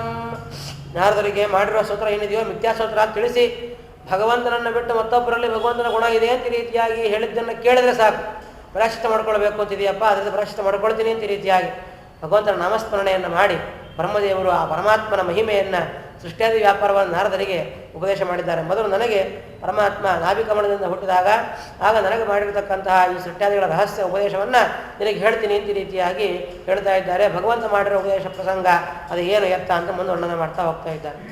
ನೋಡ, ಭಗವಂತ ಇದ್ದಾನಲ್ಲ, ಅವನೇ ಮೂಲ ಸೃಷ್ಟಿಗೆ ಕಾರಣ. ನಾರದರಿಗೆ ಹೇಳಿದರು, ಈ ಬ್ರಹ್ಮಾಂಡ ನೀನು ನೋಡ್ತಾ ಇದ್ದೀಯಾ, ಈ ಎಲ್ಲ ಬ್ರಹ್ಮಾಂಡ ಮೊದಲು ಗರ್ಭೋದಕದಲ್ಲಿ ಬಿದ್ದುಬಿಟ್ಟಿತ್ತು. ಆ ಗರ್ಭೋದಕದಲ್ಲಿ ಬಿದ್ದಾಗ ನಮ್ಮ ತತ್ವಗಳೆಲ್ಲರನ್ನೂ ಕೂಡ ಭಗವಂತ ಸೃಷ್ಟಿ ಮಾಡಿದ. ಬ್ರಹ್ಮಾಂಡ ನಿರ್ಮಾಣ ಮಾಡಿರಿ ಅಂದ. ಯಾರಿಗೂ ಸಾಮರ್ಥ್ಯ ಇರಲಿಲ್ಲ. ಎಲ್ಲರೂ ಕೂಡ ಭಗವಂತನ ಸ್ತೋತ್ರ ಮಾಡ್ತಾ ಇದ್ದಾರೆ. ಆಗ ಭಗವಂತನೇ ಗರ್ಭೋದಕದಲ್ಲಿ 1000 ವರ್ಷ ಇರತಕ್ಕಂಥ ಬ್ರಹ್ಮಾಂಡವನ್ನು ತೆಗೆದು ಭಗವಂತ ಗರ್ಭೋದಕವನ್ನು ಪಾನ ಮಾಡಿ ಸ್ವಲ್ಪ ನೀರನ್ನು ತಂದು ಬ್ರಹ್ಮಾಂಡದ ಒಳಗೆ ಹಾಕ್ಕೊಂಡು ಅಲ್ಲಿ ಮುಕ್ತಶೇಷರನ್ನು ಕರೆದ. ಅವರನ್ನು ಹಾಸಿಗೆಯಾಗಿ ಮಲಗಿಸಿದ. ತಾನು ಬಂದು ಭಗವಂತನ ಮಲಗಿದ್ದಾನೆ. ಹಾಸಿಗೆಯಾಗಿ ಇಟ್ಟು ಅವರು ತಾನು ಮಲಗಿದಾಗ ಅವನ ಒಂದು ನಾಭಿಕಮಲದಲ್ಲಿ ನಾ ಹುಟ್ಟಿ ಬಂದಾಗ ಭಗವಂತ ನನ್ನನ್ನು ಈ ಬ್ರಹ್ಮಾಂಡದಲ್ಲಿ ಸ್ಥಿರ ಮಾಡಲಿಕ್ಕೋಸ್ಕರ ತನೇ ಒಂದು ರೂಪ ತಗೊಂಡ. ಅದೇ ಬ್ರಹ್ಮಾಂಡ ವಿರಾಟ್ ರೂಪ ಭಗವಂತ ತಗೊಂಡಿರ್ತಕ್ಕಂತಹ ವಿರಾಟ್ ರೂಪ ಅಂತ. ಇವೆಲ್ಲ ತತ್ವಗಳು ಬಹಳ ಕೇಳಲಿಕ್ಕೆ ರಮಣೀಯ. ಮಣಿಮಂಜರಿಯಲ್ಲಿ ವರ್ಣನ ಮಾಡ್ತಾರೆ ಪಂಡಿತಾಚಾರ್ಯ ಇದನ್ನು. ತತಃ ಕೂಟಸ್ಥಮಸೃಜತ ವಿಧಿಂ ಬ್ರಹ್ಮಾಂಡ ವಿಗ್ರಹಂ ತಸ್ಮಿಂಸ್ತು ಭಗವಾನ್ ಭೂಯಃ ಭುವನ ಚತುರ್ದಶ. ಮೊದಲಿಗೆ ಆರಂಭ ಮಾಡಿದ್ದೇ ಅವರು ಸೃಷ್ಟಿ ಪ್ರಕರಣದಿಂದ. ಸಸರ್ಜ ಭಗವಾನಾದು ಶ್ರೀಗುಣ ಪ್ರಕೃತಿ ಪರಃ ಮಹತ್ತತ್ವಂ ತಥೋ ವಿಷ್ಣು ಸೃಷ್ಟವಾನ್ ಬ್ರಹ್ಮಣಸ್ತನುಂ ಮಹತ್ತತ್ವಾದ ಅಹಂಕಾರಂ ಸಸರ್ಜ ಶಿವ ವಿಗ್ರಹಂ ದೈವಾನ್ ದೇಹಾನ್ ಮನಕ್ಕಾನಿ ಕಂಸದ ತ್ರಿವಿಧಾತ್ತತಃ. ಈ ರೀತಿಯಾಗಿ ಅವರು ಬ್ರಹ್ಮದೇವರು ಬ್ರಹ್ಮಾಂಡವನ್ನು ನಿರ್ಮಾಣ ಮಾಡಿದ ಅಂತ ಹೇಳೋಕ್ಕಿಂತ ಪೂರ್ವದಲ್ಲಿ ಅನೇಕ ವಿಶ್ಲೇಷಣೆ ಮಾಡಿದ್ದಾರೆ. ಮೊದಲಿಗೆ ಭಗವಂತ ನಾರಾಯಣನಾಗಿದ್ದಾಗ ಅವನು 4 ರೂಪ ತಗೊಂಡ. ವಾಸುದೇವ, ಆಮೇಲೆ ಸಂಕರ್ಷಣ, ಪ್ರದ್ಯುಮ್ನ, ಅನಿರುದ್ಧ. ಈ 4 ರೂಪವನ್ನು ಸ್ವೀಕಾರ ಮಾಡಿದ ಮೇಲೆ ಭಗವಂತ ಬ್ರಹ್ಮಾಂಡ ನಿರ್ಮಾಣ ಮಾಡೋಕ್ಕಿಂತ ಪೂರ್ವದಲ್ಲಿ ಮೊದಲಿಗೆ ಮಹತತ್ವವನ್ನು ಪ್ರಕೃತಿಯನ್ನು ವಿಕ್ಷೋಭಗೊಳಿಸಿದ. 3 ಗುಣಗಳು, ಸತ್ವಸ್ತಮ ಗುಣಗಳನ್ನು ವಿಕ್ಷೋಭಗೊಳಿಸಿ ಅಲ್ಲಿಂದ ಮಹತ್ತತ್ವ ನಿರ್ಮಾಣ ಮಾಡಿದ. ಆ ಮಹತ್ತತ್ವ ನಿರ್ಮಾಣ ಮಾಡಿದ ಮೇಲೆ ಮಹತ್ತತ್ವದಿಂದ ಭಗವಂತ ಅಹಂಕಾರತ್ವ ನಿರ್ಮಾಣ ಮಾಡಿದ. ಅಹಂಕಾರತ್ವದಿಂದ 3 ಥರ ಮಾಡಿದ. ಒಂದು ದೇವತೆಗಳ ದೇಹವನ್ನು ನಿರ್ಮಾಣ ಮಾಡಲಿಕ್ಕೆ ಇಟ್ಟ, ಒಂದು ದೇವತೆಗಳ ನಿರ್ಮಾಣ ಮಾಡಲಿಕ್ಕೆ ಇಟ್ಟ, ಆಮೇಲೆ ಮನಸ್ಸನ್ನು ನಿರ್ಮಾಣ ಮಾಡಲಿಕ್ಕೆ ಒಂದು ಇಟ್ಟ, ಮತ್ತು ಮನಸ್ಸಿನಿಂದ ಎಲ್ಲ ಇಂದ್ರಿಯಗಳನ್ನು ನಿರ್ಮಾಣ ಮಾಡಲಿಕ್ಕೆ ಭಗವಂತ ಇಟ್ಟ. ದೈವಾನ್ ದೇಹ ತಥಾ ಮನಃಖಾನಿ, ಆಮೇಲೆ ಕಂಸ ತ್ರಿವ್ಯಾಸತಃ ಅಂತ 3 ಅಹಂಕಾರಗಳಿಂದ 3 ರೀತಿ ಸೃಷ್ಟಿಯನ್ನು ಮಾಡಿಸಿದ. ಆಗ ದೈವಾನ್ ದೇಹಾನ್, ಆ ದೇವತೆಗಳ ದೇಹ ಎಲ್ಲವನ್ನು ಸೃಷ್ಟಿ ಮಾಡಲಿಕ್ಕೆ ವೈಕಾರಿಕ ರುದ್ರರಾಗಿದ್ದ ಶೇಷದೇವರಿಗೆ ಆಜ್ಞೆ ಕೊಟ್ಟ, ಅಲ್ಲಿಂದ ನಿರ್ಮಾಣ ಮಾಡಿಸಿದ. ಇದು ನೋಡಿ, ಮೊದಲಿಗೆ ಪುರುಷನ ಬ್ರಹ್ಮದೇವರ ರೂಪ ಇದೆ. ಪರಮಾತ್ಮ ಬ್ರಹ್ಮಾಂಡದವರೆಗೆ ನಿರ್ಮಾಣ ಮಾಡಿದ ರೂಪ ಯಾವುದು ಅಂತಂದರೆ ವಾಸುದೇವನಿಂದ ಮಾಯಾದೇವಿಯಲ್ಲಿ ಹುಟ್ಟಿರತಕ್ಕಂಥ ಬ್ರಹ್ಮದೇವರ ರೂಪ ಪುರುಷ ಎಂಬ ರೂಪ. ಆ ಪುರುಷ ಬ್ರಹ್ಮದೇವರಿಗೆ ಈಗ 50 ವರ್ಷ ಆಗಿದೆ. ಅವರಿಗೆ ಚತುರ್ಮುಖ ಬ್ರಹ್ಮದೇವರಿಗೆ ಇನ್ನೂ 1 ವರ್ಷ ಅಷ್ಟೇ, ಜಾಸ್ತಿ ಆಗಿಲ್ಲ. ಆ ಪುರುಷರೂಪಿಯ ಬ್ರಹ್ಮದೇವರಿಗೆ ಮಾತ್ರ 50 ವರ್ಷ ಆಗಿದೆ. ದ್ವಿತೀಯ ಪರಾರ್ಧ ಅಂತ ಅಲ್ಲಿ ಕರೆಯೋದು. ಆ ಪುರುಷರೂಪಿ ಬ್ರಹ್ಮದೇವರು ಸೂತ್ರನಾಮಕ ವಾಯುದೇವರು ಅಂತ ರೀತಿಯಾಗಿ ಇಬ್ಬರು ಸೃಷ್ಟಿಯಾಗಿದ್ದಾರೆ. ಭಗವಂತ ಮಾಯಾಪತಿ ವಾಸುದೇವ ಸೃಷ್ಟಿ ಮಾಡಿದ್ದು ಪುರುಷನಾಮಕ ಬ್ರಹ್ಮದೇವರನ್ನು, ಜಯಾಪತಿ ಸಂಕರಣ ಸೃಷ್ಟಿ ಮಾಡಿದ್ದು ಸೂತ್ರನಾಮಕ ವಾಯುದೇವರನ್ನು. ಈ ರೀತಿಯಾಗಿ 2 ವಿಭಾಗ ಇದೆ. ಅದರಲ್ಲಿ ಒಂದು ವಿಜ್ಞಾನ ತತ್ವ, ಇನ್ನೊಂದು ಮಹತ್ತತ್ವ ಅಂತ. ಮಹತ್ತತ್ವದಲ್ಲಿ 2 ವಿಭಾಗ. ಒಂದು ಕ್ರಿಯಾಶೀಲವಾದ ವಿಜ್ಞಾನ ತತ್ವ ಅಂತ ರೀತಿಯಾಗಿ ಕರೀತಾರೆ ಅದಕ್ಕೆ. ಇನ್ನೊಂದು ಆ ಕ್ರಿಯಾಕ್ಕೆ ಬೇಕಾಗಿರೋ ಪ್ರೇರಣೆ ಕೊಡುವಂತಹ ಮಹತ್ತತ್ವ ಅಂತ ರೀತಿಯಾಗಿ ಮಹತ್ತತ್ವದಲ್ಲಿ ವಿಭಾಗ ಇದೆ. ಆ ಕ್ರಿಯಾತತ್ವಕ್ಕೆ ಸೂತ್ರ ಅಂತ ರೀತಿಯಾಗಿ ಹೆಸರು. ಅಂದರೆ ಸಕಲ ಕ್ರಿಯೆಗಳಿಗೂ ಕೂಡ ಮೂಲವಾದ ಕ್ರಿಯಾ ಇಲ್ಲಿಂದ ಆರಂಭ ಆಗ್ತದೆ, ಶ್ವಾಸೋಚ್ಛ್ವಾಸ ಎಂಬ ಕ್ರಿಯೆಯಿಂದ. ಅದಕ್ಕೆ ಸೂತ್ರನಾಮಕ ವಾಯುದೇವರು ನಿರ್ಮಾಣ ಆಗಿದ್ದಾರೆ. ಅವರನ್ನು ಭಗವಂತ ಇಬ್ಬರನ್ನು ಸೃಷ್ಟಿ ಮಾಡಲಿಕ್ಕೆ ಮುಂದೆ ಬಿಟ್ಟ. ಆಗ ಪುರುಷನಾಮಕ ಬ್ರಹ್ಮದೇವರನ್ನು ಸೃಷ್ಟಿರಾಗಿರ್ತಕ್ಕಂಥವರೇ ಶೇಷ, ಜೀವನಾಮಕ ಶೇಷ ಅಂತ ರೀತಿಯಾಗಿ ಹೆಸರು ಅವರಿಗೆ, ಜೀವ ಅಂತ ಹೆಸರು ಶೇಷದೇವರಿಗೆ. ಆಮೇಲೆ ಈ ವಾಯುದೇವರಿಂದ ಸೃಷ್ಟಿಯಾಗಿರ್ತಕ್ಕಂಥವರು ಅವರು ಕಾಲನಾಮಕ ಗರುಡ ಅಂತ ರೀತಿಯ ಗರುಡದೇವ ವಾಯುದೇವರು ಸೃಷ್ಟಿಯಾಗಿದ್ದಾರೆ. ಇವರಿಬ್ಬರಿಗೂ ಕೂಡ ಬ್ರಹ್ಮಾಂಡದ ಹೊರಗೆ ಸೃಷ್ಟಿ ಮಾಡಲಿಕ್ಕೆ ಬೇಕಾಗಿರುವಂತಹ ವಿವಾಹ ಆಗ ಮಾಡಿದ್ಯಾರು ಪ್ರದ್ಯುಮ್ನಾಮಕ ಭಗವಂತ. ಆ ಪ್ರದ್ಯುಮ್ನಾಮಕ ಭಗವಂತ ಪ್ರಕೃತಿ ದೇವಿಯಲ್ಲಿ 2 ಮಕ್ಕಳನ್ನು ಪಡೆದ, ಅವಳಿ ಜವಳಿ ಮಕ್ಕಳನ್ನು. ಅವರೇ ಸರಸ್ವತಿ ಭಾರತೀಯರು ಅಂತ ರೀತಿಯಾಗಿ. ಅದಕ್ಕೆ ಕೃತಿರಮಣ ಪ್ರದ್ಯುಮ್ನ ನಂದನೆ ಅಂತ ರೀತಿಯಾಗಿ ಕರೆಯುವಂಥದ್ದು. ಅದಕ್ಕೆ ವಾಯುದೇವರನ್ನು ಸಂಕರ್ಷಣ ಭವ ಅಂತ ರೀತಿಯಾಗಿ, ಪವಮಾನ ಜಗದ ಪ್ರಾಣ ಸಂಕರ್ಷಣ ಭವ, ಇದೆಲ್ಲ ತತ್ವ ತಲೆ ಇಟ್ಟುಕೊಂಡೆ ಅವ್ರು ಹಾಡು ಮಾಡಿರ್ತಾರೆ. ಸಂಕರ್ಷಣ ಭವ ಅಂತ ರೀತಿಯಾಗಿ ಅವ್ರು ಕರೆದಿದ್ದಾರೆ. ಸಂಕರ್ಷಣದಿಂದ ಹುಟ್ಟಿದವರು ವಾಯುದೇವರು ಅಂತ ರೀತಿಯಾಗಿ, ಸೂತ್ರನಾಮಕ ಅಂತ ರೀತಿಯಾಗಿ ಅವರಿಗೆ ಹೆಸರು. ಈ ರೀತಿಯಾಗಿ ಅವರಿಂದ ಸೃಷ್ಟಿಯಾದವರು ಇವರಿಬ್ಬರು. ಯಾರು ಅಂತಂದರೆ ಕಾಲ ಮತ್ತು ಜೀವ. ಇವರಿಂದ ಸೃಷ್ಟಿಯಾಗುವಂಥವ್ರು. ಮೊದಲಿಗೆ ಮನಸ್ಸು ಸೃಷ್ಟಿಯಾಯ್ತಂತ. ಶೇಷದೇವರು ಸೃಷ್ಟಿ ಮಾಡಿದ್ದು ಮತ್ತು ಮನಸ್ಸು ಅಂದರೆ ಅಹಂಕಾರಿಕ ರುದ್ರ ಅಂತ. ಮಹರ್ದೇವರು ಸೃಷ್ಟಿಯಾದ್ರಲ್ಲಿಂದ. ಯದ್ಯಪಿ ಅವರು ಗರುಡಶೇಷದ ಸಮಾನರಾಗಿದ್ರೂ ಕೂಡ ಸೃಷ್ಟಿ ಆರಂಭದಲ್ಲಿ ಗರುಡಶೇಷದೇವರಿಂದ ಅವರು ಸೃಷ್ಟಿಯಾಗ್ತಾರೆ. ಮುಂದೆ ಶೇಷಪದೇವಿ ಬರೋರಾದ್ರಿಂದ ಶೇಷದೇವರು ಅವ್ರನ್ನ ಸೃಷ್ಟಿ ಮಾಡ್ತಾರೆ. ಮನಸ್ಸು ಸೃಷ್ಟಿಯಾಯಿತು, ಮನೋನಿಯಾಮಕ ಋತುದೇವರು ಸೃಷ್ಟಿಯಾದರು ಅಂತ ಅರ್ಥ. ಆಮೇಲೆ ಅವರಿಂದ ಎಲ್ಲ ದೇವತೆಗಳ ದೇಹ ಎಂಬ ಸೃಷ್ಟಿಯಾಯಿತು. ದೈವಾನ್ ದೇಹಾನ್, ಆಮೇಲೆ ಎಲ್ಲ ಇಂದ್ರಿಯಗಳ ಸೃಷ್ಟಿ ಕಾಲನಾಮಕರಣ ದೇವರಿಂದ ಆಗ್ತಾ ಇದೆ. ಆಮೇಲೆ ಈ ಮನೋನಾಮಕರ ದೇವರಿದ್ದಾರಲ್ಲ, ಇವರಿಂದ ಆಕಾಶ ಸೃಷ್ಟಿ ಆಗ್ತಾ ಇದೆ. ಖಂ ಚ ಅಸತ್ ತ್ರಿವಿಧಸ್ತಃ ಅಂತ. ಖಂ ಅಂದರೆ ಆಕಾಶ, ಈ ಆಕಾಶ ಸೃಷ್ಟಿ ಆಯಿತು ರುದ್ರದೇವರಿಂದ ಅಂತ ಅರ್ಥ. ಅದು ವಿಚಿತ್ರವಾದ ನಮ್ಮ ಇವತ್ತಿನ ಪ್ರಸಕ್ತಿ ದಿನಕ್ಕೆ ಬಂದಿರುವಂಥದ್ದು. ಖಮ್ ಅಂದರೆ ಆಕಾಶ, ಆಕಾಶ ಕವಿ ಮಾಡಿದ ಗಣಪತಿ, ಮರದ ದೇವರ ಸೃಷ್ಟಿ ಆದವರು ಗಣಪತಿ ಅಂತ ಅರ್ಥ. ಅವ್ರು ತಲೆ ಇಟ್ಟು ಸೃಷ್ಟಿ ಮಾಡಿದ್ರಲ್ಲ ಅದು ಗಣಪತಿ. ಖಂಸ ತ್ರಿವಿಧಾತ್ಮಕ ಆಕಾಶ ಸೃಷ್ಟಿ ಆಯಿತು ಅಂತ. ಅದಕ್ಕೆಲ್ಲ ತತ್ವಗಳನ್ನು ಸರಿಯಾಗಿ ತಿಳ್ಕೊಂಡಾಗ ದೇವತೆಗಳ ಸೃಷ್ಟಿಯಾಗಿದ್ದು ನಮ್ಮ ಕಣ್ಮುಂದೆ ಬಂದರೆ ಅಭಿಮಾನ ಸೃಷ್ಟಿ, ಆ ಭೂತಾಕಾಶ ಸೃಷ್ಟಿ ಇದೆಲ್ಲ ನಮ್ಗೆ ಹೇಗೆ ಅಂತ ಚೆನ್ನಾಗಿ ಗೊತ್ತಾಗ್ತದೆ. ಹೀಗೆ ಆಕಾಶ ಸೃಷ್ಟಿಯನ್ನು ಮರದ ದೇವರು ಮಾಡಿದ್ದಾರೆ. ಇದಾದಮೇಲೆ ಇದರಿಂದ ಮುಂದೆ ಆಕಾಶ ಪ್ರದರ್ಶದ ವಾಯು ಸಜೆ ವಜೀತನಂತ ಮುಂದೆ ವಾಯುವಿನ ಸೃಷ್ಟಿ ಎಲ್ಲ ಆಗ್ತಾ ಇದೆ. ಅಂದರೆ ಪ್ರವಾಹ ವಾಯುದೇವರು ಸೃಷ್ಟಿ ಆಗ್ತಾ ಇದೆ. ಪ್ರವಾಹ ವಾಯುದೇವರು ಅಹಂಕಾರಿಕ ಪ್ರಾಣ ಅಂತ ಬರ್ತಾರೆ, ತ್ವಗೇಂದ್ರಿಯ ಅಭಿಮಾನಿಯಾಗಿರ್ತಕ್ಕಂಥವ್ರು, ಅವರ ಸೃಷ್ಟಿ ಎಂಬುದಾಗಿದೆ. ಇದಾದಮೇಲೆ ಮರದ ಗುಣಗಳು 49 ಜನ ಇದ್ದಾರೆ, ಅವ್ರ ಸೃಷ್ಟಿ ಎಂಬುದಾಗಿದೆ ವಾಯುವಿನಿಂದ. ಅದಾದ ನಂತರದಲ್ಲಿ ವಾಯುವಿನ ದೇಹ ಸೃಷ್ಟಿ ಆಯಿತು, ಅಗ್ನಿ ಸೃಷ್ಟಿ ಅಂತ ಅರ್ಥ. ಅಗ್ನಿ ಸೃಷ್ಟಿ ಪ್ರವಾಹ ವಾಯುದೇವರಿಂದ ಅಗ್ನಿ ಸೃಷ್ಟಿ ಆಗ್ತಾ ಇದೆ. ಅಗ್ನಿ 15, ಪ್ರವಾಹ ವಾಯುದೇವರು 11ನೇ ಕಕ್ಷ. ಆದ್ದರಿಂದ ಅವರಿಂದ ಅವ್ರ ಸೃಷ್ಟಿ ಎಂಬುದಾಯಿತು. ಆ ಅಗ್ನಿದೇವರ ಸೃಷ್ಟಿ ಎಂಬುದಾದ ಮೇಲೆ ಅದು ಮುಖ್ಯ ಮೂಲವಾದ ಅಗ್ನಿ. ಆ ಮೂಲವಾದ ಅಗ್ನಿಯ ಮಕ್ಕಳಿದ್ದಾರೆ 49 ಜನ ಅಗ್ನಿ ಪಾವಕರು ಅಂತ ಒಟ್ಟಿಗೆ ಅವ್ರ ಸೃಷ್ಟಿ ಆಗ್ತಾ ಇದ್ದಾರೆ. ಅವರಾದ ನಂತರ ಇದನ್ನೆಲ್ಲ ಹರಿದಾಮೃತದ ಜಗನ್ನಾಥದಾಸರು ಸ್ಪಷ್ಟವಾಗಿ ಇದನ್ನು ಬಿಡಿಸಿ ಹೇಳ್ತಾರೆ. ಸೃಷ್ಟಿಯ ಒಂದು ಪ್ರಕರಣವನ್ನೆಲ್ಲವನ್ನು ಕೂಡ ಹೇಳೋ ಕಾಲಕ್ಕೆ, ಅಲ್ಲಿ ತಾರತಮ್ಯವನ್ನು ಹೇಳೋ ಕಾಲಕ್ಕೆ 4 ಪ್ರಕರಣ ತಾರತಮ್ಯಕ್ಕೆ ಇಟ್ಟಿದ್ದಾರೆ ಅವರು ಜಗನ್ನಾಥದಾಸರು. ಅಣು ತಾರತಮ್ಯ, ಬೃಹತ್ ತಾರತಮ್ಯ, ಅಂಶಾವಶ ತಾರತಮ್ಯ, ಸೃಷ್ಟಿ ತಾರತಮ್ಯ ಅಂತ ಇರ್ತೀವಿ. 4 ತಾರತಮ್ಯ ಭಾಗ ಇಟ್ಟಿದ್ದಾರೆ. ಅದು ಸೃಷ್ಟಿ ಹೇಳೋ ತಾರತಮ್ಯ ಇದೆಯಲ್ಲ, ಅದರಲ್ಲಿ ನೋಡಿದಾಗ ಸ್ಪಷ್ಟ ಗೊತ್ತಾಗುತ್ತೆ ನಮಗೆ ಇದೆಲ್ಲವೂ ಕೂಡ ಭಾವ ತತ್ವಗಳೆಲ್ಲ. ಆ ರೀತಿಯ ಅಗ್ನಿಗಳ ಸೃಷ್ಟಿ ಆಯಿತು. ಅಗ್ನಿಯಿಂದ ಆಮೇಲೆ ನೀರಿನ ಸೃಷ್ಟಿ, ಪರ್ಜನ್ಯ ಸೃಷ್ಟಿ ಅಂತ ಅರ್ಥ. ಪರ್ಜನ್ಯ ಎಂಬುವಂಥ ದೇವತಾ ಸೃಷ್ಟಿ, ಮಳೆಗೆ ಮೋಡಕ್ಕೆ ಅಭಿಮಾನಿಯಾಗಿರ್ತಕ್ಕಂಥವ್ರು. ಆಮೇಲೆ ಗಂಗಾ ಸೃಷ್ಟಿ ಆಯಿತು. ಇದಾದಮೇಲೆ ಇದೆಲ್ಲವೂ ಕೂಡ ಅಗ್ನಿದೇವರಿಂದ ಆಗಿರೋ ಸೃಷ್ಟಿಗಳು. ಇದಾದ ಮೇಲೆ ಮುಂದೆ ಪೃಥ್ವಿಗೆ ಅಭಿಮಾನಿಯಾಗಿರ್ತಕ್ಕಂಥ ಶನೇಶ್ಚರನ ಸೃಷ್ಟಿ ಎಂಬುದಾಗಿದೆ. ನೀರಿಗೆ ಅಭಿಮಾನಿಯಾದ ಬುಧನ ಸೃಷ್ಟಿಯಾಗಿದೆ, ಶನೇಶ್ಚರನ ಸೃಷ್ಟಿಯಾಗಿದೆ. ಇದಾದಮೇಲೆ ಮುಂದೆ ಕರ್ಮಕ್ಕೆಲ್ಲಕ್ಕೆ ಅಭಿಮಾನಿಯಾಗಿ ಪುಷ್ಕರನ ಸೃಷ್ಟಿ ಎಂಬುದಾಯಿತು ಅಂತ. ಈ ರೀತಿಯ ಒಟ್ಟೊಟ್ಟು ಕ್ರಮಬದ್ಧವಾಗಿ ಆ ಪುಷ್ಕರನ ಸೃಷ್ಟಿಯೇ ಆ ಪೃಥ್ವಿಗೆ ಅಭಿಮಾನಿಯಾದ ಸೃಷ್ಟಿ, ಕರ್ಮಕ್ಕೆ ಅಭಿಮಾನಿಯಾದ ಸೃಷ್ಟಿ ಅಂತ ಆಯಿತು. ಅಲ್ಲಿ ತತ್ವಾಮನಿಗಳ ಸೃಷ್ಟಿ ಎಂಬುದು ಮುಗಿಯಿತು. ಇವರನ್ನು ಸೃಷ್ಟಿ ಮಾಡಿ ಬ್ರಹ್ಮಾಂಡ ನಿರ್ಮಾಣ ಮಾಡಿ ಅಂತ ಪರಮಾತ್ಮ ಹೇಳಿದ, ಅವರಿಗೆ ಆಗಲಿಲ್ಲ. ಆಗಲೇ ಇದ್ದಾಗ ಭಗವಂತನ ಸ್ತೋತ್ರ ಮಾಡ್ತಾ ಇದ್ದಾರೆ. ಆಗ ಭಗವಂತ ಬ್ರಹ್ಮಾಂಡವನ್ನು ಗರ್ಭೋದಕವನ್ನು ಕೂಡಿದು ಅದೇ ಗರ್ಭೋದಕ ಬ್ರಹ್ಮಾಂಡಗಳಾಗಿಟ್ಟು ಶೇಷ್ಯಾಗಿ ಮುಕ್ತಶೇಷರನ್ನು ಕರೆದು ಅವ್ರ ಮೇಲೆ ಮಲಗಿ ಅಲ್ಲಿ ಬ್ರಹ್ಮದೇವರನ್ನು ಸೃಷ್ಟಿ ಮಾಡಿ ತದಕ್ಕೂಟ ಸಮಚಿತ ವಿಧಿಂ ಬ್ರಹ್ಮಾಂಡ ವಿಗ್ರಹಂ ಅಂತ. ತಾನು ಬ್ರಹ್ಮಾಂಡದಲ್ಲಿ ಭಗವಂತ ವಿರಾಟ್ ರೂಪಿಯಾಗಿ ವ್ಯಾಪ್ತನಾಗಿ ನಿಂತ ಮೇಲೆ ಅವನ ಒಳಗೆ ಭಗವಂತ ತನ್ನ ಒಳಗೆ ಬ್ರಹ್ಮದೇವರನ್ನು ಇಳಿಸ್ಕೊಂಡ. ಆ ಬ್ರಹ್ಮದೇವರ ಅಂಗಾಂಗಗಳಲ್ಲಿ 14 ಲೋಕವನ್ನು ಭಗವಂತ ವಿಸ್ತಾರವಾಗಿ ಸೃಷ್ಟಿ ಮಾಡ್ತಾ ಇದ್ದಾನೆ. ಅದರಲ್ಲಿ ಮುಖ್ಯ ಮೊದಲು ಸೃಷ್ಟಿಯಾಗಿದ್ದಾರಪ್ಪ ಅಂದರೆ ಮುಖದಿಂದ ಬಂದಿದ್ದು ಬ್ರಾಹ್ಮಣ ವರ್ಣ. ಆ ಬ್ರಾಹ್ಮಣ ವರ್ಣಕ್ಕೆ ಅಭಿಮಾನಿಯಾಗಿರ್ತಕ್ಕಂಥ ಭೃಗುಋಷಿಗಳ ಸೃಷ್ಟಿ ಎಂಬುದಾಗ್ತಾ ಇದೆ. ಆಮೇಲೆ ಭುಜದಿಂದ ಕ್ಷತ್ರಿಯ ವರ್ಣ, ಅದಕ್ಕೆ ಅಭಿಮಾನಿಯಾಗಿರುವಂತಹ ಸ್ವಯಂಭೂಮನು, ಅವನ ಸೃಷ್ಟಿ ಆಗ್ತಾ ಇದೆ. ತೊಡೆಯಿಂದ ವೈಶ್ಯ, ಅಭಿಮಾನಿಯಾಗಿರ್ತಕ್ಕಂಥ ವಾಸ್ತುವಾಯುಗಳ ಸೃಷ್ಟಿ ಆಗ್ತಾ ಇದೆ. ಪಾದದಿಂದ ಶೂದ್ರ, ಆ ಶೂದ್ರ ವರ್ಣಕ್ಕೆ ಅಭಿಮಾನಿಯಾಗಿರ್ತಕ್ಕಂಥ ಕೃತಿ ಎಂಬ ಒಂದು ದೇವತೆ ಅವನ ಸೃಷ್ಟಿ ಆಗ್ತಾ ಇದ್ದಾನೆ. ಅಂದರೆ ಈ ದೇವತೆಗಳಲ್ಲೂ ಕೂಡ ವರ್ಣಾಶ್ರಮ ಧರ್ಮ ಇದೆ, ಇವರಲ್ಲೂ ಕೂಡ ವರ್ಣಾಶ್ರಮ ಇದೆ. ಬ್ರಹ್ಮದೇವರು ಬ್ರಾಹ್ಮಣರು, ವಾಯುದೇವರು ಕ್ಷತ್ರಿಯರು, ಆಮೇಲೆ ಇವರು ಯಾರು ಇಂದ್ರಾದಿಗಳಲ್ಲೂ ಕೂಡ ವೈಶ್ಯರು, ಯಮ ಮೊದಲಾದವರು ಶೂದ್ರರು ಅಂತ ರೀತಿಯಾಗಿ ವಿಭಾಗ ಬರ್ತದೆ. ಆದರೆ ಅದಕ್ಕೆ ವಿಭಾಗದಲ್ಲಿ ಅದಕ್ಕೆ ಆಚಾರ ನಿರ್ಣಯ ನಾವು ನೋಡಬೇಕಲ್ಲ ಎಲ್ಲ ಕಡೆಯಲ್ಲೂ ಕೂಡ. ಅಭಿಪ್ರಾಯ ಏನಂತಂದರೆ ಆಚಾರ್ಯ ಹೇಳ್ತಾರೆ, ಅವರು ಆ ಜಾತಿಯವರಲ್ಲ. ಯಾಕೆ ದೇವತೆಗಳಲ್ಲಿ ಅದೆಲ್ಲವೂ ಕೂಡ ಜಾತಿ ಎಂಬುವುದಿಲ್ಲ, ದೇವತ್ವ ಒಂದಿದೆ. ಆದರೆ ಅವರು ಈ ಎಲ್ಲ ಜಾತಿಗಳಲ್ಲಿ ಮಾಡಬೇಕಾದ ಕೆಲಸವನ್ನು ಮಾಡಲಿಕ್ಕೆ ಸಾಮರ್ಥ್ಯವುಳ್ಳವರು ಅಂತ ತಿಳ್ಕೊಳ್ಬೇಕು ಅಂತ ಹೇಳ್ತಾರೆ. ಈಗ ದೇವತೆಗಳಿಗೆ 4 ಆಶ್ರಮ ಇದೆ ಅಂತ ಈ ರೀತಿ ಅದು ಹೇಳ್ತಾರೆ. ದೇವಾಯವ ಬ್ರಹ್ಮಚಾರಿಣ, ದೇವಾಯವ ಗೃಹಸ್ಥಾಹ, ದೇವಾಯವ ವನಪ್ರಸ್ಥಾಹ, ದೇವಾಯವ ಸನ್ಯಾಸಿನಃ ಅಂತ 4 ಆಶ್ರಮಗಳನ್ನು ಪಾಲನೆ ಮಾಡೋ ಸಾಮರ್ಥ್ಯ ದೇವತೆಗಳಿಗಿದೆ ಅಂತ ಈ ರೀತಿಯಾಗಿ ಹೇಳ್ತಾರೆ.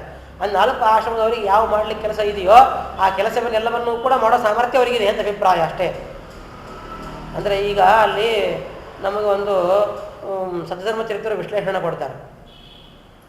ಏನಂತಂದರೆ ಈಗ ಶೂದ್ರ ಅವನಿಗೇನು ಕೆಲಸ ಅಂತಂದರೆ, ಅವನು ಭಗವಂತನ ಪೂಜಾದಿಗಳನ್ನು ಮಾಡಲಿಕ್ಕೆ ಬ್ರಾಹ್ಮಣರಿಗೆ ಏನು ಬೇಕೋ ಅದು ಅನುಕೂಲ ಮಾಡಿಕೊಡ್ತಾನೆ. ಧನ ವ್ಯಾಪಾರಗಳನ್ನು ಮಾಡಲಿಕ್ಕೆ ಅಂಗಡಿಗಳನ್ನು ಕ್ಲೀನ್ ಮಾಡಬೇಕು, ಅದೇನು ಮಾಡಬೇಕು, ವೈಶ್ಯರಿಗೆ ಅದನ್ನು ವ್ಯಾಪಾರ ಮಾಡಿಕೊಡ್ತಾನೆ. ಕ್ಷತ್ರಿಯರಿಗೆ ಶೂದ್ರ ಅವ್ರ ಮನೆಗಳಿಗೆ ಏನು ದಾಸಕ್ಕೆ ಉತ್ತಮ ಕೆಲಸ ಮಾಡಬೇಕು ಅದನ್ನು ಮಾಡ್ತಾನೆ.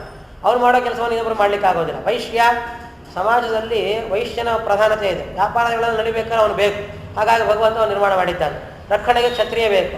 ಮತ್ತು ಈ ಬ್ರಾಹ್ಮಣ ಇದಿದ್ದಾನಲ್ಲ, ಅವನು ಯಜ್ಞ ಮಾಡೋ ಕಾಲಕ್ಕೆ ಮಂತ್ರಗಳೆಲ್ಲವೂ ಕೂಡ ಅವನಿಂದ ಆಗಬೇಕು. ಮಂತ್ರ ಹೇಳಲಿಕ್ಕಿದ್ರೆ ಯಜ್ಞ ಆಗೋದಿಲ್ಲ, ಮಂತ್ರ ಹೇಳಲಿಕ್ಕೆ ಬ್ರಾಹ್ಮಣ ಬೇಕು. ಆ ಯಜ್ಞ ರಕ್ಷಣೆ ಮಾಡಲಿಕ್ಕೆ ಕ್ಷತ್ರಿಯ ಬೇಕು. ಆ ಯಜ್ಞಕ್ಕೆ ಬೇಕಾಗಿರುವಂತಹ ದ್ರವ್ಯಗಳನ್ನು ಒದಗಿಸಲಿಕ್ಕೆ ವೈಶ್ಯ ಬೇಕು. ಆ ಯಜ್ಞಕ್ಕೆ ಬೇಕಾಗಿ ಸಣ್ಣ ಸರಸೋದು, ಇಟಿಗೆ ಹೇಳೋದು, ಇದಕ್ಕೆಲ್ಲ ಶೂದ್ರ ಬೇಕು. ಒಂದು ಯಜ್ಞಕ್ಕೆ 4 ವರ್ಣದವರು ಬೇಕು ಅಂತ ಈ ರೀತಿಯಾಗಿ ಒಂದು ನಿಯಮ ಇದೆ. ಈ ಯಜ್ಞವನ್ನು 4 ವರ್ಣದವರು ಸೇರಿ ನಾವು ಮಾಡ್ತೀವಿ. ಆದರೆ ದೇವತೆಗಳಿಗೆ ಒಬ್ಬರಿಗೇನೆ ಎಲ್ಲ ಕೆಲಸ ಮಾಡೋ ಸಾಮರ್ಥ್ಯವೂ ಇದೆ ಅವರಿಗೆ. ಹಾಗಾಗಿ 4 ವರ್ಣದವರು ದೇವತೆಗಳು ಆಗ್ತಾರೆ. ಎಲ್ಲ ಸಾಮರ್ಥ್ಯ ಉಳ್ಳವರು ದೇವತೆಗಳಾದ್ದರಿಂದ ಅವರಿಗೆ ಅಷ್ಟು ಸಾಮರ್ಥ್ಯ ಇದೆ ಅಂತ ಅವರನ್ನು ಹೇಳ್ತಾರೆ. ಇದು ಸತ್ಯಧರ್ಮ ಚರಿತ್ರೆ ಕೊಡುವಂಥ ವಿವರಣೆ. ಇದರ ಜೊತೆಗೆ 4 ಆಶ್ರಮ ಪಾಲನೆ ಮಾಡಲಿಕ್ಕೂ ಯೋಗ್ಯತೆ ಆಗಿದೆ ಅವರಿಗೆ, ದೇವತೆಗಳಿಗೆ ಅಂತ. ಬ್ರಹ್ಮಚಾರಿಗಳಿಗೆ ವೇದಾಧ್ಯಯನ ಮಾಡೋ ಸಾಮರ್ಥ್ಯ ಇದೆ. ದೇವತೆಗಳು ನಿರಂತರ ಅಧ್ಯಯನ ಮಾಡ್ತಾನೆ ಇದ್ದಾರೆ. ಮತ್ತು ಈ ಗೃಹಸ್ಥನಿಗೆ ಸೃಷ್ಟಿಯಾದ ವ್ಯಾಪಾರ ಮತ್ತು ಬಂದವರ 3 ಧರ್ಮಗಳ ಯಾರು ಇರ್ತಾರೋ ಅಂಥವರಿಗೆ ಆಶ್ರಯ ಕೊಡುವಂಥದ್ದು ಈ ಸಾಮರ್ಥ್ಯ ದೇವತೆಗಳಿಗಿದೆ ಅಂತ. ವನಪ್ರಸ್ಥರಾಗಿ ಸಂಚಾರ ಮಾಡಿ ಭಗವಂತನನ್ನು ಕೊಂಡಾಡುವ ಸಾಮರ್ಥ್ಯ ಅದು ಕೂಡ ದೇವತೆಗಳಿಗಿದೆ. ಸನ್ಯಾಸಿಗಳಾಗಿ ವಿರಕ್ತರಾಗಿ ಎಲ್ಲದರಲ್ಲೂ ಕೂಡ ಅಭಿಮಾನ ತ್ಯಾಗ ಮಾಡುವಂಥ ಮನೋಭಾವವು ದೇವತೆಗಳಿಗಿದೆ. ಹಾಗಾಗಿ ದೇವತೆಗಳು 4 ಆಶ್ರಮ 4 ವರ್ಣವನ್ನು ಪಾಲನೆ ಮಾಡೋ ಸಾಮರ್ಥ್ಯ ಇರೋದರಿಂದ ಅವರ ದೇವತೆಗಳನ್ನು ಅತ್ಯಂತ ಉತ್ಕೃಷ್ಟರು ಅಂತ ರೀತಿಯಾಗಿ ಕರೆಯುವಂಥದ್ದು. ಹೀಗೆ ದೇವತೆಗಳಲ್ಲಿ ತತದ ಅಭಿಮಾನಿಗಳು ಅಂತ ಕರ್ಮಪ್ರೇರಕರು ಅಂತ ರೀತಿಯಾಗಿ ನಿರ್ಮಾಣ ಮಾಡಿ ಭಗವಂತ ಮುಂದಿನ ಸೃಷ್ಟಿಯನ್ನು ಬ್ರಹ್ಮದೇವರ ಮುಖಾಂತರ ಹೊರಿಸಿದ್ದಾನೆ. ಆ ಬ್ರಹ್ಮದೇವರು ಏನು ವಿರಾಟ್ ರೂಪ ನಿಲ್ಲಿಸಿದ್ದಲ್ಲ, ಆ ವಿರಾಟ್ ರೂಪದ ನಡುಭಾಗ ಭೂಲೋಕ, ಆ ನಾವಿಯ ಭಾಗ ಭುವರ್ಲೋಕ, ಹೃದಯ ಸ್ವರ್ಗಲೋಕ, ಕಂಠ ಮಹರ್ಲೋಕ, ನೇತ್ರ ಮಧ್ಯ ಜನೋಲೋಕ, ಲಲಾಟ ತಪೋಲೋಕ, ಶಿರಸತ್ಯಲೋಕ, ಕಟಿ ಅತಲ, ತೊಡೆ ವಿತಲ, ಜಾನು ಸುತಲ, ಜಂಗ ತಲಾತಲ, ಗುಲ್ಪ ಮಹಾತಲ, ಹಿಂಬಿಡ ರಸದಳ, ಪಾದ ಪಾತಾಳ ಅಂತ ಈ ರೀತಿಯಾಗಿ 14 ಲೋಕ ಸ್ಥಿತಿ. ಇದಾದ್ಮೇಲೆ ಭಗವಂತ ಮತ್ತೆ ತ್ರಿಲೋಕ ಸೃಷ್ಟಿ ಮಾಡ್ತಾ ಇದ್ದಾನೆ. ಈ ಭೂಲೋಕ ಊರ್ಲೋಕ ಸ್ವರ್ಗಲೋಕ ತ್ರಿಲೋಕ ಸೃಷ್ಟಿ ಮಾಡ್ತಾ ಇದ್ದಾನೆ. ಅದರಲ್ಲಿ ಪಾದದಿಂದ ಭೂಲೋಕವನ್ನು, ನಾಭಿಯಿಂದ ಭೂರ್ಲೋಕವನ್ನು, ಶಿರಸ ಸತ್ಯಲೋಕವನ್ನು ಧಾರಣ ಮಾಡಿ ಭಗವಂತ ತ್ರಿಲೋಕಾಧಿಪತಿ ಅಂತ ರೀತಿಯಾಗಿ ಭಗವಂತ ಪ್ರಸಿದ್ಧನಾದ. ಈ ರೀತಿಯಾಗಿ ಭಗವಂತ ಬ್ರಹ್ಮದೇವರ ಈ ದೇಹದಿಂದ ವಿರಾಟ್ ರೂಪದಿಂದ ಸೃಷ್ಟಿಯನ್ನು ಮಾಡಿದ್ದಾನೆ. ಇದರಲ್ಲಿ ಎಲ್ಲವೂ ಕೂಡ ಇದೆ. ಅಂದರೆ ಯಾವುದು ಬೇಡ ಅದು ಇದೆ, ಯಾವುದು ಬೇಕೋ ಅದು ಇದೆ. ನಾವು ಯಾವುದನ್ನು ಆರಿಸ್ಕೊಳ್ಬೇಕು ಎಂಬುದನ್ನು ತಿಳ್ಕೊಳ್ಬೇಕು ಅಂತ ಶುಕಾಚಾರ್ಯ ಏನು ಹೇಳ್ತಾರಪ್ಪ ಅಂದರೆ, ಯಾವ ದೇವತಾ ಉಪಾಸನದಿಂದ ಯಾವುದು ಲಾಭ ಆಗ್ತದೆ ಅದನ್ನು ಮೊದಲು ತಿಳಿಸ್ತಾರೆ. ತಿಳಿಸಿಬಿಟ್ಟು ಅದೆಲ್ಲವನ್ನು ಕೂಡ ಬಿಟ್ಟು ಕೇವಲ ಭಗವಂತನನ್ನು ಮಾತ್ರ ನಾವು ಎಲ್ಲ ಕಾಮನೆಗಳಿಗೂ ಆರಾಧನೆ ಮಾಡಬೇಕು ಎಂಬುದನ್ನು ವಿಶೇಷವಾಗಿ ಒತ್ತು ಕೊಟ್ಟು ಹೇಳ್ತಾರೆ. ಯಾರಿಗಾದರೂ ಬ್ರಹ್ಮಚರ್ಯ ವರ್ತಿಸಿದ ಕಾಮ ಬೇಕಾಗಿತ್ತು ಅಂತಂದರೆ ಬೃಹಸ್ಪತಿ ಆಚಾರ್ಯರನ್ನು ನಾವು ಉಪಾಸನೆ ಮಾಡಬೇಕು. ಇಂದ್ರಿಯಗಳಲ್ಲಿ ಶಕ್ತಿ ಬೇಕು, ಸಾಮರ್ಥ್ಯ ಬೇಕು ಅಂತಿದ್ದವರು ಇಂದ್ರದೇವರನ್ನು ಉಪಾಸನೆ ಮಾಡಬೇಕು. ಪ್ರಜೆಗಳು ಬೇಕು ಅಂತಿದ್ದವರು ಕಶ್ಯಪರನ್ನು ಆರಾಧನೆ ಮಾಡಬೇಕು. ಸಂಪತ್ತು ಬೇಕು ಅಂತಿದ್ದವರು ಶ್ರೀದೇವಿ ಆರಾಧನೆ ಮಾಡಬೇಕು. ತೇಜಸ್ಸು ಬೇಕು ಅಂತಿದ್ದವರು ಅಗ್ನಿ ಆರಾಧನೆ ಮಾಡಬೇಕು. ವಸ್ತುಗಳು ಅಂದರೆ ನಮಗೆ ರತ್ನ ಅಪರೂಪ ದ್ರವ್ಯಗಳು ಬೇಕು ಅಂತಿದ್ದವರೆಲ್ಲ ಅಷ್ಟು ವಸ್ತುಗಳನ್ನು ಉಪಾಸನೆ ಮಾಡಬೇಕು. ವೀರ್ಯ ಹೆಚ್ಚಾಗಬೇಕು ಅಂತಿದ್ದವರು ದಕ್ಷ ಪ್ರಜಾಪತಿ ಆರಾಧನೆ ಮಾಡಬೇಕು. ಅನ್ನ ಬೇಕು ಅಂತಿದ್ದವರು ಅತಿಥಿಯನ್ನು ಉಪಾಸನೆ ಮಾಡಬೇಕು. ಸ್ವರ್ಗ ಬೇಕು ಅಂತಿದ್ದವರು ದೇವತೆಗಳನ್ನು ಉಪಾಸನೆ ಮಾಡಬೇಕು, ಯಜ್ಞ ಮಾಡಬೇಕು ಅಂತ ಅರ್ಥ. ರಾಷ್ಟ್ರ ಬೇಕು ಅಂತಿದ್ದವರಿಗೆ ವಿಶ್ವದೇವತೆಗಳು ಸಹಾಯ ಮಾಡಿಕೊಡ್ತಾರೆ. ವೈಶ್ಯರನ್ನ ವಶ ಆಗಬೇಕು ಅಂತಿದ್ದವರಿಗೆ ಸಾಧ್ಯರು ಅನುಕೂಲ ಮಾಡಿಕೊಡ್ತಾರೆ. ಆಯುಷ್ಯ ಹೆಚ್ಚಾಗಬೇಕು ಅಂತಿದ್ದರೆ ಅಶ್ವಿನಿಗಳು ಅದಕ್ಕೆ ಅನುಕೂಲರಾಗಿರ್ತಾರೆ. ಪುಷ್ಟಿ ಬೇಕು ಅಂತಿದ್ದರೆ ಭೂದೇವಿನ ಆರಾಧನೆ ಮಾಡಬೇಕು. ನಮಗೆ ಸ್ಥಿರವಾಗಿರ್ತಕ್ಕಂಥ ಸ್ಥಾನ ಬೇಕು ಅಂತಿದ್ದರೆ ಭಾರತೀಯ ರಮಣ ಮುಖ್ಯ ಪ್ರಾಣಾಂತರದ ಪರಮಾತ್ಮನನ್ನೇ ಆರಾಧನೆ ಮಾಡಬೇಕು ಅಂತ ಹೇಳಿದ್ದಾರೆ. ರೂಪ ಬೇಕು ಅಂದರೆ ಗಂಧರ್ವರು ಉಪಾಸನೆ ಮಾಡಬೇಕಂತ. ಸ್ತ್ರೀಯರು ಮದುವೆ ಆಗಬೇಕು ಅಂತಿದ್ದರೆ ಸ್ತ್ರೀಯರಿಗೆ ಊರ್ವಶಿ ಆರಾಧನೆ ಮಾಡಬೇಕು ಅಂತ ರೀತಿಯಾಗಿ ಹೇಳಿದ್ದಾರೆ. ಆಮೇಲೆ ರಾಜ್ಯ ಬೇಕು ಅಂತ ಅಪೇಕ್ಷೆ ಇದ್ದವರು ಮನು ಮಹಾರಾಜನನ್ನು ಅಂದರೆ ಸ್ವಯಂ ಮನು ಮಹಾರಾಜನನ್ನು ಆರಾಧನೆ ಮಾಡಬೇಕು. ಅಭಿಚಾರಿಕ ಕರ್ಮಗಳಲ್ಲಿ ಸಿದ್ಧಿ ಬೇಕು ಅಂತಿದ್ದು ನಿವೃತ್ತಿಯನ್ನು ಆರಾಧನೆ ಮಾಡಬೇಕು. ಕಾಮನೆಗಳೆಲ್ಲವೂ ಕೂಡ ನಮಗೆ ಈಡೇರಬೇಕು, ಚಂದ್ರನ ಉಪಾಸನೆ ಮಾಡಬೇಕು ಅಂತ ಹೇಳ್ತಾರೆ. ಆಮೇಲೆ ಆಧಿಪತ್ಯ ಬೇಕು, ಪರಮೇಷ್ಠಿ ಬ್ರಹ್ಮದೇವರನ್ನು ಉಪಾಸನೆ ಮಾಡಬೇಕು. ಯಶಸ್ಸು ಬೇಕು ಅಂತಿದ್ದು ಇಂದ್ರದೇವರನ್ನು ಉಪಾಸನೆ ಮಾಡಬೇಕು. ನಿಧಿ ಬೇಕು ಅಂತಿದ್ದವರು ವರುಣದೇವರನ್ನು ಉಪಾಸನೆ ಮಾಡಬೇಕು. ವಿದ್ಯಾ ಬೇಕು ಅಂತಿದ್ದವರು ರುದ್ರದೇವರ ಆರಾಧನೆ ಮಾಡಬೇಕು ಅಂತ ಹೇಳ್ತಾರೆ. ದಾಂಪತ್ಯ ಸ್ಥಿರವಾಗಿರಬೇಕು ಅಂತಿದ್ದವರು ಉಮಾದೇವಿಯ ಆರಾಧನೆ ಮಾಡಬೇಕು. ಸಂತಾನ ಬೇಕು ಅಂತ ಪಿತೃಗಳನ್ನು ಆರಾಧನೆ ಮಾಡಬೇಕು. ಮತ್ತು ನಮಗೆ ಎಲ್ಲಿ ಹೋದ್ರೂ ನಮಗೆ ಭಯ ಇರಬಾರ್ದು ಅಂದರೆ ಮಣಿಭದ್ರ ಮುಂತಾದ ಅವ್ರನ್ನ ಉಪಾಸನೆ ಮಾಡಿ ಅವ್ರ ರಕ್ಷಣೆ ಮಾಡಲಿಕ್ಕೆ ಕೇಳ್ಕೊಳ್ಬೇಕು. ಆಮೇಲೆ ಓಜಸ್ಸು ಬೇಕು ಅಂತಿದ್ದವರು ಮರುದ್ಗಣಗಳನ್ನು ಅವರನ್ನು ಪ್ರಾರ್ಥನೆ ಮಾಡಬೇಕು. ಯಾವುದೂ ಬೇಡ ನಮಗೆ, ಕೇವಲ ಜ್ಞಾನ ಭಕ್ತಿ ಪರಮಾತ್ಮನ ತೃಪ್ತಿ ಇಷ್ಟೇ ಬೇಕು ಅಂತಿದ್ದವರು ಭಗವದ್ ಉಪಾಸನೆ ಮಾಡಬೇಕು. ಇದೇ ಭಾಗವತ್ ಧರ್ಮ ಅಂತ ಹೇಳ್ಬಿಟ್ಟು. ಜ್ಞಾನ ಭಕ್ತಿಂ ಹರೇಸ್ ತೃಪ್ತಿಂ ವಿನಾ ವಿಷ್ಣುರಪಿ ಕ್ವಚಿತ. ಜ್ಞಾನ ಭಕ್ತಿ ಹರೇಸ್ ತೃಪ್ತಿ ಇವು ಮೂರನ್ನು ಬಿಟ್ಟು ಪರಮಾತ್ಮ ಹತ್ರ ಏನೂ ಕೇಳಬಾರ್ದು ಅಂತ ಹೇಳಿದ್ದಾರೆ. ಇವೆಲ್ಲ ಉಪಾಸನೆ ಮಾಡಬೇಕಾದ್ರೆ ಇವೆಲ್ಲ ಇದ್ದಾರೆ. ಗ್ರಂಥರ್ಯಾಮಿ ಉಪಾಸನೆ ಮಾಡಿ ಅವೆಲ್ಲವೂ ನಮಗೆ ಲಾಭ ಆಗ್ತದೆ. ಆದರೆ ಅವೆಲ್ಲ ಬಂಧಕ್ಕೆ ಕಾರಣ ಆಗ್ತದೆ, ಮೋಕ್ಷಕ್ಕೆ ಕಾರಣ ಆಗೋದು. ಮೋಕ್ಷಕ್ಕೆ ಕಾರಣವಾಗಿರ್ತಕ್ಕಂಥದ್ದು ಯಾವುದಪ್ಪ ಅಂದರೆ ಪರಮಾತ್ಮನ ವಿಶೇಷವಾದ ಜ್ಞಾನ, ಅವನಲ್ಲಿ ವಿಶೇಷವಾದ ಪ್ರೀತಿಯಾದ ಭಕ್ತಿ, ಮತ್ತು ಅವನಿಂದ ಇತರವಾದ ವಸ್ತುಗಳಲ್ಲಿ ವಿರಕ್ತಿ. ಇಷ್ಟನ್ನು ಮಾತ್ರ ನಾವು ಕೇಳಬೇಕು. ಅದು ಭಾಗವತ ಧರ್ಮ ಅಂತ ಅನಿಸಿಕೊಳ್ತದೆ ಅಂತ ರೀತಿಯಾಗಿ ಹೇಳ್ತಾ ಇದ್ದಾರೆ. ಇದಾದ ನಂತರದಲ್ಲಿ ಭಗವಂತ ಸಾತ್ವಿಕರಾದ ದೇವತೆಗಳನ್ನು ಕೂಡ ದೇವಲೋಕಕ್ಕೆ ಕಳಿಸಿಬಿಟ್ಟ. ಅವರನ್ನು ರಾಜಸರ ಮನುಷ್ಯರನ್ನು ಭೂಲೋಕಕ್ಕೆ ಕಳಿಸಿದ. ಅವರನ್ನು ತಾಮಸರ ರುದ್ರಪಾಶದರನ್ನು ಅಂತರಿಕ್ಷ ಲೋಕದಲ್ಲೇ ಭಗವಂತ ಇಟ್ಟ. ಇದರಿಂದ ಸೃಷ್ಟಿಯನ್ನು ಭಗವಂತ ತುಂಬಿಸಿದ್ದಾನೆ. ಅದರಲ್ಲಿ ಭಗವಂತ ಈ ವಿರಾಟ್ ರೂಪ ಏನಿದೆಯೋ ಆ ಬ್ರಹ್ಮದೇವರ ಬಾಯಿನಲ್ಲಿ ಮುಖದಲ್ಲಿ ಭಗವಂತ ವ್ಯಾಪಾರ ಮಾಡಲಿಕ್ಕೆ ಆರಂಭ ಮಾಡಿದ. ಅದರಿಂದ ವಾಗೀಂದ್ರಿಯ ವ್ಯಾಪಾರ ಆರಂಭ ಆಯಿತು. ಮುಖದಿಂದ ವಾಗೀಂದ್ರಿಯ ವ್ಯಾಪಾರ ಆಯಿತು. ನಮ್ಮ ಸಪ್ತಧಾತುಗಳು ಅವು ಯಾವ ಅಂತಂದರೆ ಗಾಯತ್ರಿ, ವಿಷ್ಣು, ಗನುಷ್ಠ, ಬೃಹತಿ, ಪಂಕ್ತಿ, ತೃಷ್ಟ, ಜಗತಿ ಎಂಬುವಂತಹ ಹೇಳಿ ಛಂದಸ್ಸುಗಳು. ಅವುಗಳಿಂದ ಛಂದೋಮಯವಾದ ವೇದಗಳೆಲ್ಲವೂ ಕೂಡ ಹೊರಗೆ ಬಂದವು. ಆಮೇಲೆ ಜಿಹ್ವ, ನಾಲಿಗೆಯಿಂದ ಹವ್ಯ, ಕವ್ಯ, ಮುದ್ರಾ, ಷಟ್ರಸಗಳೆಲ್ಲವೂ ಕೂಡ ಹೊರಗೆ ಬರ್ತಾ ಇದೆ.